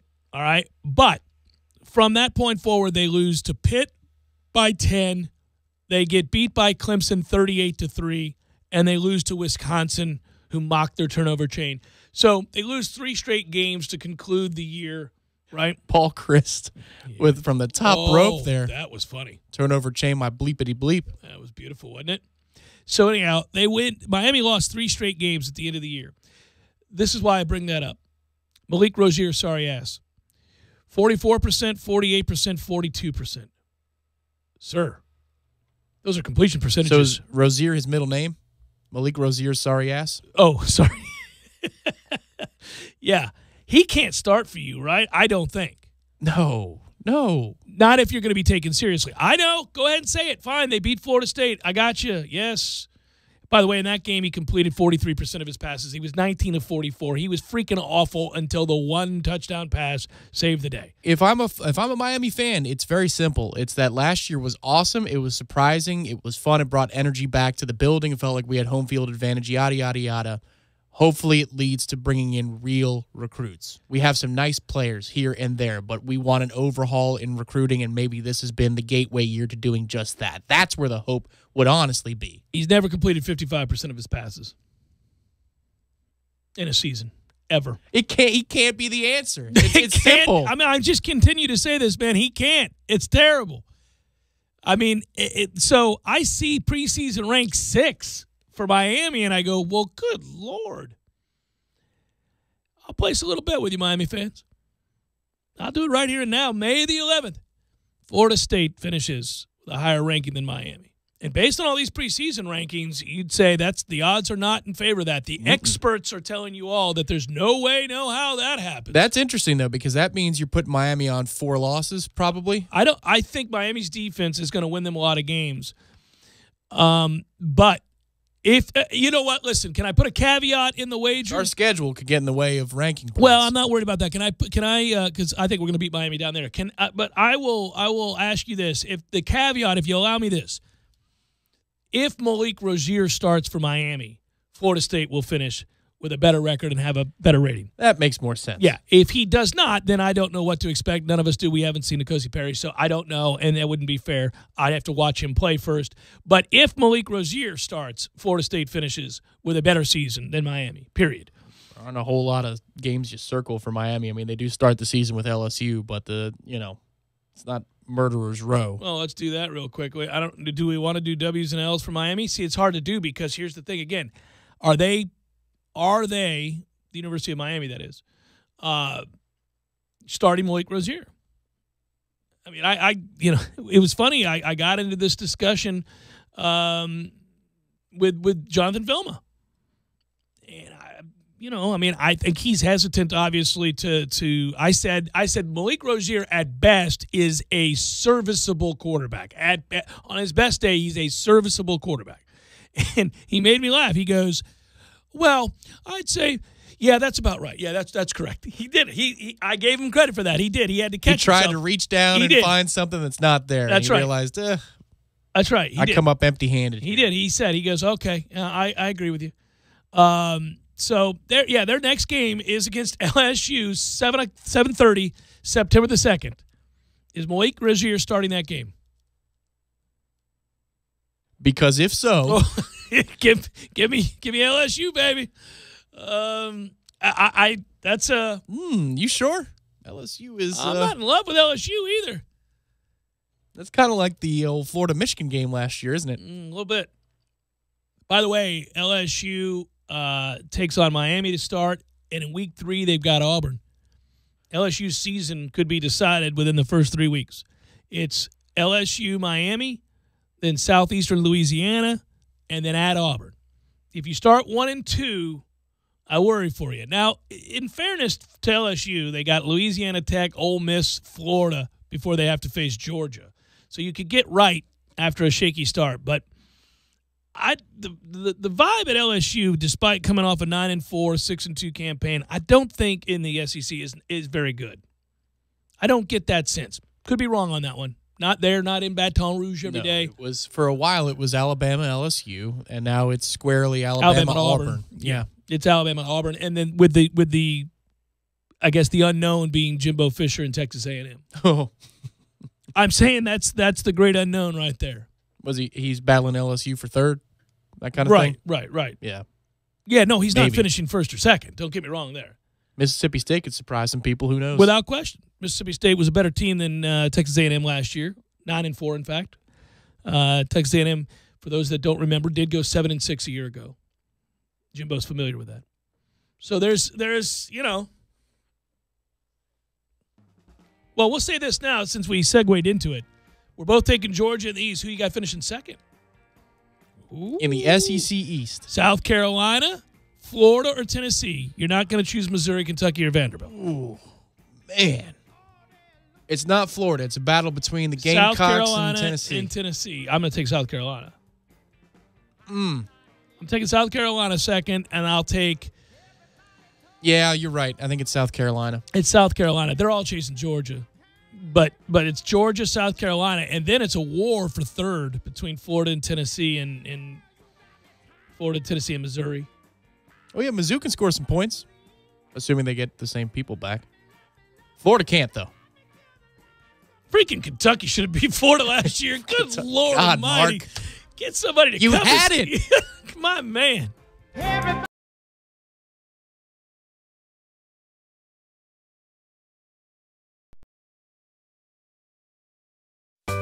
Sorry, boys, I did not have time to pack. We got this. It's right here, guys. We got this. I thought I could handle it. We got this. Moving doesn't have to be a hassle. Call us first at 2 Men and a Truck. No matter the move, home or business, we'll make it a smooth one. I forgot something. We got this.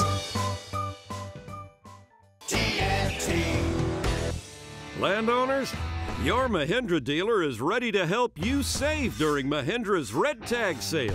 Enjoy up to $7,900 in tractor cash back and savings, or utility vehicle savings up to $1,700. Plus, Mahindra's industry-leading warranties still come standard. So hurry in for Mahindra's Red Tag Savings.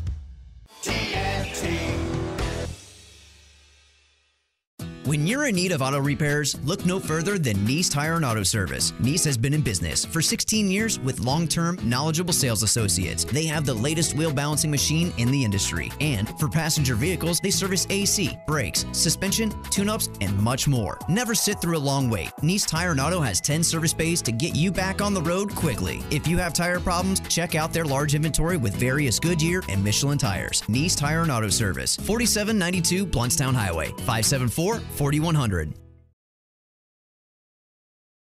Electric and natural gas customer, you can schedule a free energy audit. Call 891-4YOU. That's 891-4968. And schedule your free energy audit at a time most convenient for you. A message from the City of Tallahassee Utilities, your own utilities. You know what? It's time you level up your lemon lime. with new, clear, refreshing Mountain Dew Ice. Why settle for this when you could have this? You want a fist bump that ends in one of those fake explosions? Hey, Charles. Or a fist bump that ends in an actual explosion? Hey, Charles. Want to pull up to the party on this? Or arrive in this? Make this musical request? Or this one? So yeah, you can keep drinking the same old, but we think you'll like the exploding fist bump, showing up to the party properly way to lemon lime, right? Mountain Dew Ice. Clear, refreshing lemon lime, redefined. I'm Fred Conrad, and I'm a criminal defense lawyer. I believe your freedom is too important to trust to an inexperienced lawyer. For over 20 years, I've successfully defended those accused of DUI, drug offenses, and a host of other misdemeanor and felony offenses. My office is located in my hometown, and as a third-generation Tallahassee native, former local prosecutor, and law enforcement instructor, I have the skills and experience necessary to handle your case. When you call my office, you will talk to me, and I'll personally handle your case. So don't blow it. Call me at 222-4005 or go to fredconrad.com. Sellers Tile salutes Coach Mike Martin on becoming the all-time winningest coach in college baseball history. Sellers Tile, exceptional quality with hometown service. Say what? It's the boy Big Snoop D-O-double-G. And I got a very special message to the players. That's right, to the males. Sexual performance issues are more common than you think. Maybe not for me, but probably for you. Over 25% of new ED cases are guys under 40. So what do you do if you suffer from ED? Go to 4hims.com, the wellness brand for men, so you can look good, feel good, and perform well in the bedroom. You dig? Thanks to science, E to the D can be optional. Say, man, don't be embarrassed. Guys should take better care of themselves. Look good, feel good, live good, like me. It's $5. $5 to try it out, man. And it comes right to your crib. Don't wait. Don't hesitate. Don't meet me there. Beat me there. Go to forhims.com/love. FORHIMS.com/love. For him/love. Go. Don't just listen to The Jeff Cameron Show. Watch it live. The Jeff Cameron Show Streamcast. Live weekdays 3 to 6 p.m. Head to ESPNTallahassee.com today to watch live or catch up on demand. The Jeff Cameron Show Streamcast. Brought to you by Nice Tire and Auto, your trusted Goodyear dealer. Nice Tire and Auto, just minutes away from FSU campus. This Day in Sports, brought to you by Superlube. Superlube, 19 Tallahassee area locations. Quick, convenient, no appointment necessary. This Day in Sports History. May 11, 1972. The San Francisco Giants traded 41-year-old future Hall of Famer Willie Mays to the New York Mets. In exchange for Mays, the Giants received pitcher Charlie Williams and $50,000. At the time, Mays was the oldest position player in the league. Seen by many as a publicity stunt, he did help the Mets make it to the 1973 World Series. Live from the AmeriGas Propane Studios in the capital city of Tallahassee, this is the Jeff Cameron Show on 97.9 ESPN Radio.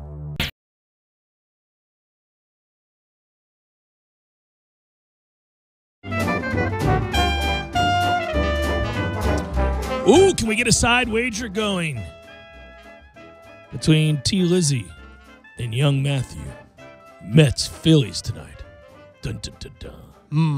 I think you're going to lose that wager, Tom. Well, we already did one. I think the precedent has been set, right, for lunches? Yeah, it's for lunch. Oh, it's for lunch? Okay. Yeah. You're not going to like tonight's matchup when I get to it. Oh, boy. Have you peeked ahead at the pitching? Man, I'm not peeking at that right now. I'm fully embracing hockey so I can stay away from the Mets. It makes my life simpler and happier. It's funny, too, because you got to remember, and you always got to be careful, right? Just as you were careful, cautious at the start of the season and how well things were going, you have to be equally as careful not to overstate what's going on during a slump. Yeah. It's difficult, though, because like right now, looking at the Mets, I could see this being an incredibly long year. It could be a long year. I think that's where we're headed. I don't want to overstate the negative, but yeah, when we were winning a bunch, we didn't have a lot of pitching. The bullpen was, nearly flawless for a good 2 or 3 weeks. And the starting staff is kind of terrible. So we're going to hit better, But I don't know what we're going to get out of our pitching. DeGrom's back over the weekend, and you need Syndergaard to be a good pitcher near ace caliber in order to be flirting with a wild card berth. That's an awful lot to ask. Yeah. Meanwhile, I don't know what to do with my team that's just winning games. They're 21-16, and I've wanted to write them off twice as a team that at best is going to flirt with 81 wins at best. And maybe that's what they are, but man, through 37, I am pleasantly surprised. Would have never guessed. And there are some pieces, some guys playing better than I expected them to play, which is why I love the game. You go into every season and you think you know, and there's always 2 or 3 teams, and you hope it's yours. That surprised. Last year was the Twins, for example. Nobody thought that Twins team was anywhere close to competing. No, we had an agreement in my household that the team who's doing better in the standings will be the one that's on and MLB you were watching the Twins every night. Yeah. Yep. That was how that agreement worked. Yeah, that's how that worked. I'm glad I don't have that agreement with my wife, who's a Boston fan. I'd never see the Pirates play. Well, I didn't make it thinking that was ever going to be, called to the carpet. I know. All right, let's do 2 probables, by the way. Let's fire it up. It's time for, how you say, with the pitching, probables? We had to awaken the sound guy from his slumber. He wasn't ready. He wasn't near a mic. He couldn't get to the probables. I was mashing the button. I'm not blaming you. All right, let's do this. Here we go. Probables, baseball, relaxed weekend. Let's hope for everybody, right? Mets, Phillies. Here you go, Tom. Steven Matz versus Jake Arrieta. Yeah, not a good matchup. Okay. Probably not going to win that game. It's better than Wheeler. Not going to lie to you. I took the Phillies and gave the 1.5. Where's it being played? Philadelphia. That really Citizens doesn't Bank. matter. By the way, you know who's going to be at that game? Chase Utley. My father. Oh, really? Yeah. Yeah. Maybe he'll bring him luck. He's going to be at the game. A's, Yankees. A's going with the old TBA. Sonny Gray going to go for the Yanks. Giants, Pirates. That's right. Speaking of my dad. There you go. Giants, Pirates series. The return of Andrew McCutchen to Pittsburgh. They're going to do a big video montage and welcome him back as it should be. Standing O, the whole deal. I would think that's a positive reception, yes. Absolutely. I mean, good Lord. 198 games, got back to the playoffs. I mean, he helped lead the resurgence, was the reason for it. Certainly much more than that fake ace, Garrett Cole, who's now dominant as hell elsewhere, as he has to be. Giants, Pirates will go Andrew Suarez, Jamison Taillon. Rays, Orioles, Jake Vieira, Kevin Gausman. Red Sox, Blue Jays, Chris Sale, Aaron Sanchez, your matchup there. The Braves keep on pounding the Marlins, or they will keep on pounding the Marlins, as do all teams these days. Brandon McCarthy goes for the Braves. The Marlins will throw Dan Straley. Got to be hurting. Got to be hurting if you're a Marlins fan. You kind of bounced back, started winning some games. Looked like maybe the Young Bucks were going to play a little bit. Nope. You know, I'm not a big Marlins, Mr. Marlin guy. You know, the orange shirt guy, yeah? The Marlins shirt guy? He's very, even though he's older. Look at me. He's very millennial in that way. Yes, he is. But I did note that while he was at the Red Sox-Yankees game last night, his Marlins jersey now has Jeter on the back and number 2. And I thought that was well played. Still not, I don't care that he's a null. Still not a fan, but, all right. That's, well done. Yeah. Well done.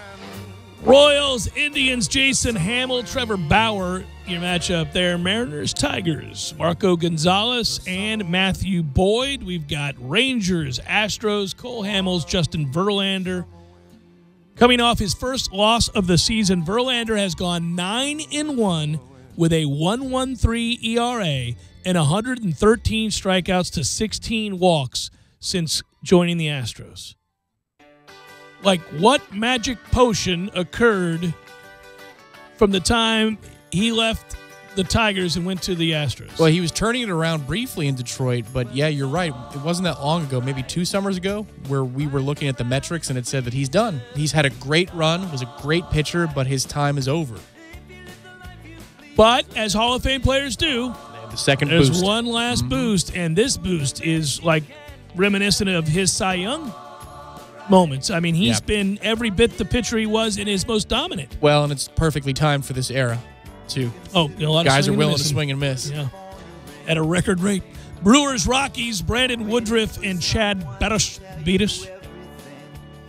Nationals D-backs Max Scherzer and Matt Koch. Some of his friends call him Matt Koch, but his name is Koch. Koch. Twins, Angels, Lance Lynn, Tyler Skaggs. We got Reds, Dodgers. Matt Harvey going to start for the Cincinnati Reds. It's Matt Harvey, everybody. Kenta Maeda goes for the Dodgers. The look on Matt Harvey's face wearing that Reds cap is priceless. I love it. Just remember, fans, on July 2nd, if you get here early enough, the first 5,000 fans get a Matt Harvey selfie stick. Cincinnati acquired Matt Harvey in a trade with the Mets on Tuesday that sent catcher Devin Marasco, or Mesoraco, as he's also known by those who know him, and cash to New York. He has a 7 ERA over his last 27 innings. Cards, Padres, Luke Weaver. Hey, Luke. Eric Lauer. I like you, Luke. You're a great Knoll. Go Padres. And that's a look at those that shall reside on the bump.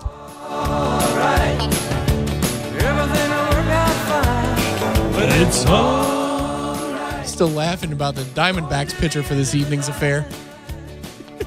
That's his name. Oh, and the Knolls are playing baseball against a team that's we playing them 4 times? That's correct. I think that's a doubleheader tomorrow, I think. Yeah, we scheduled another game against them. That's fine. That makes total sense. Well, if it's not going to be over the top hot, right? Get an opportunity to just take it to the ballpark. There is beer there, Tom, right? They do sell beer these days, yes. So, you got these games. I mean, it's not, we're hosting the Mountaineers. Maybe at first glance you'd go, oh, the Mountaineers. West Virginia's in town. Nope. The forecast does suggest that tomorrow's high may be 95 degrees. It's a toughie. Tomorrow is Military Appreciation Day, double header Saturday. And those first 1,000 fans get free T-shirts, right? Yeah, 2 o'clock. So right when it's at its hottest, you jump on into the ballpark there, get you a cold one, and enjoy Military Appreciation Day and watch the Knolls roll big in all 4 of these games, 2 of which will be on that Saturday. I feel bad for my youngest. He's got 3 soccer games tomorrow. What? 3. It's the end of the year, big tourney. It's a little round robin in action. How much time does he have? They don't play like the full game. They're not doing 90. Like 20 minutes? 30. I think they're 30 apiece. Still, that's start and stop, man. That's got its own effect. It's doing some things, right? Doing some things. How long you at the I got to host nationally on ESPNU, so I won't have an opportunity to do that. I'll be on the air tomorrow morning from 9 to noon if you'd like to join me. Me and B-Hop, Brad Hopkins. Now, I say this because I know you to be a great father, but you don't mind missing this one, do you? Gonna be a little broken up early on, but I'll get past it. Yeah, I think so. Yeah. No, I don't miss certain things. If this were a big to-do and not some sort of end-of-the-year round-robin nonsense, then I wouldn't miss. But it is some sort of end-of-the-year round-robin nonsense, and I'm gonna have to go ahead and get paid and do a radio show instead, which is fine. And given that it's that time of year, hosting nationally is actually easier than hosting locally because you can actually talk about, say, the Pac-12 or the Big Ten or the Big 12 or whatever else, Okay. Have they comped you your SiriusXM thing yet? Yes. Oh, they have? Okay. Yeah, that was going on for a little while. That went on for a long time. Geez, yeah. I couldn't even hear my own product if I was Jeff Cameron. No, it got weird there. I had to make a call and go, I work for y'all, and you're increasingly so. I mean, I'm doing more than I've ever done before, like 3 shows a week. Cutting you the old $20 check a month, man. That ain't cool. No, it was weird. Well, it was an automatic withdrawal from when I first had it before I ever started working for SiriusXM. I said something to the person, when they signed my contract. You have to fill out all these forms. And at the end, it said, check which ones you want. Like, you can get the maxed out package where you have everything, which why wouldn't you? Especially if it's going to be free. Or you could just say, well, I only want this. So I had checked what I wanted, which was everything, and I assumed that it had been done. And then one day, because I'm a dumbass, I never look at my statements. I'm like, I'm still paying for SiriusXM? What? And it had been like over a year. Automatic withdrawal. You guys are stealing. I hadn't even noticed it. And then I called them and goes, yo, hey, I'm an employee. What are we doing here? And they got me right. It reminds me of when I interviewed Darnell Dockett all those years ago for the Ultimate Team Challenge. Which was awesome because you're doing the interview. He's driving down the road with the window down. That's correct. Which is so Darnell Dockett. And he's on a highway. This isn't 30 miles an hour with the window down. Probably with a drink in his hand. I said, how you doing? He goes, it's hot as bleep. I go, oh, well, that's great. All right, Darnell. Let's get going here. Yeah. So we just put that on the web only. You didn't want that interview, and I kind of understood why after about 2 minutes. Yeah, I declined the interview, and you must have thought, this is a cool opportunity, and then 2 minutes in, you went, damn it, Cameron. Wow, he got me again. Yeah. And at the end of the interview, he goes, hey, can you tell them beep, beep, beep, beep, beep to send me a video game? If I'm doing this interview, they send me a video game. Damn it. You should have said, that's above my pay grade, man. You need to talk to your agent. I told him he could afford it, but, Did he laugh? He did. I would have said, yeah, you know what's weird? This is an aside. Do we have time? So, have you ever been around somebody who has unlimited money? Yes. Isn't that the damnedest thing? You discover a couple of things. That only goes so far. Like, it really doesn't do what you think it would do. I'm just going to tell you, not all that long ago, I had the chance to be around somebody who has literally more money than they could ever spend, than their kids could ever spend, and their kids could ever spend. So, hundreds of millions of dollars. Man, you know where I went to high school? That's right. Yeah. I forgot. So, I was around a person who alone last year made over $100 million. And they weren't talking about this. I just was aware of this. And I was thinking, I don't know why I felt like there should be some sort of magical aura or some sort of weird, like, to be in a place where literally money is no object, where whatever you want to do, you within, the legal limits, you can do because you're not concerned about the finances of a thing. Like, if I just said to you, hey, Tom, tomorrow, why don't we go over to Sawgrass, and I'll put us up in some lavish-ass place, and we'll spend the big money to get in the corporate stuff, and we'll do whatever, and we'll have a driver. So we'll go all over Ponte Vedra and Jacksonville. We don't have to worry about anything. Like, we could just have that conversation, and then you'd say, yeah, that sounds good, and I do it. Just like that. You would think that what comes with that is some sort of freeing feeling, something that just, there would be a different vibe about a person who could do that and knew that they could do that they would walk the earth every day going, I could do whatever I want to do. And thus they would seemingly be more happy than you or me. Turns out that's not true. So the money buys happiness and cannot buy happiness thing, it's really starting to sink in now that you've seen it? I think there are parts of it that are accurate, yes. I think there are other parts that, listen, money does buy a lot of happiness. It relieves a lot of concerns. Yes. There's nothing like being concerned about whether or not you can afford to send your child to an important camp or something that you need to, that you would want them to, or or a medical bill. Medical bills. And you got to make decisions at the margin here about what to do. Sure. Yeah. That's a kind of stress that people of that ilk never deal with, and thus it is freeing in that way. But only to a certain point. I guess I should know that, but unless you're around somebody like that, who literally could do any of those things, not just somebody who's kind of well off, but could do whatever they wanted, like get on a jet tomorrow, fly to London to watch Tottenham play. Like, they could do that. I don't know why I thought there'd be more of something that it would be discernible, that I'd be able to see that. Be like, man, that's pretty cool. They're freed from the shackles, the burdens of these problems that we have. And it's not true. Well, there's a couple of things there, though. If you're self-made, if you know the person and they're self-made to be that wealthy, there is something in their personality that would not allow them to be the way you think they should be. Mm-hmm. And then if it's inherited, I don't know that you can appreciate it as much either. Like, it's almost like you need to be you almost need to be a lotto winner in order to be able to do that kind of thing and have the aura you're talking about. Yeah, and they tend to spend it all and then end up broke again. Okay. So, if you're Altuve or you are a smaller player in a sport, Marty St. Louis in hockey is a good example, and you're always told that you're not good enough, that you're too small, and then you reach the apex, you're not suddenly happy. Right, you're still dogged competitor that forced his way onto the scene. Yeah, by force of will. I'll forgive you if you're an a-hole because you know what, you had to become that to get there. To get there, yeah. Okay. You know who seems to have it? Derek Jeter seems to have it. He's not overly concerned about what you and I think or anybody else for that matter, and it shows. It's obvious. There is just sort of it's all right. I'm Derek Jeter. It's gonna be okay. Yell at me if you want. Write what you want to write. I'm Derek Jeter. It's okay. Did I tell you that I'm Derek Jeter? Really can't do anything I want to do because I'm Derek Jeter. Well, I'm not going to tell you I'm Derek Jeter because you already knew that, didn't you? Good work out of you, Tom. Good work, Matthew. You guys have a great weekend. Be well. We'll talk to you on Monday.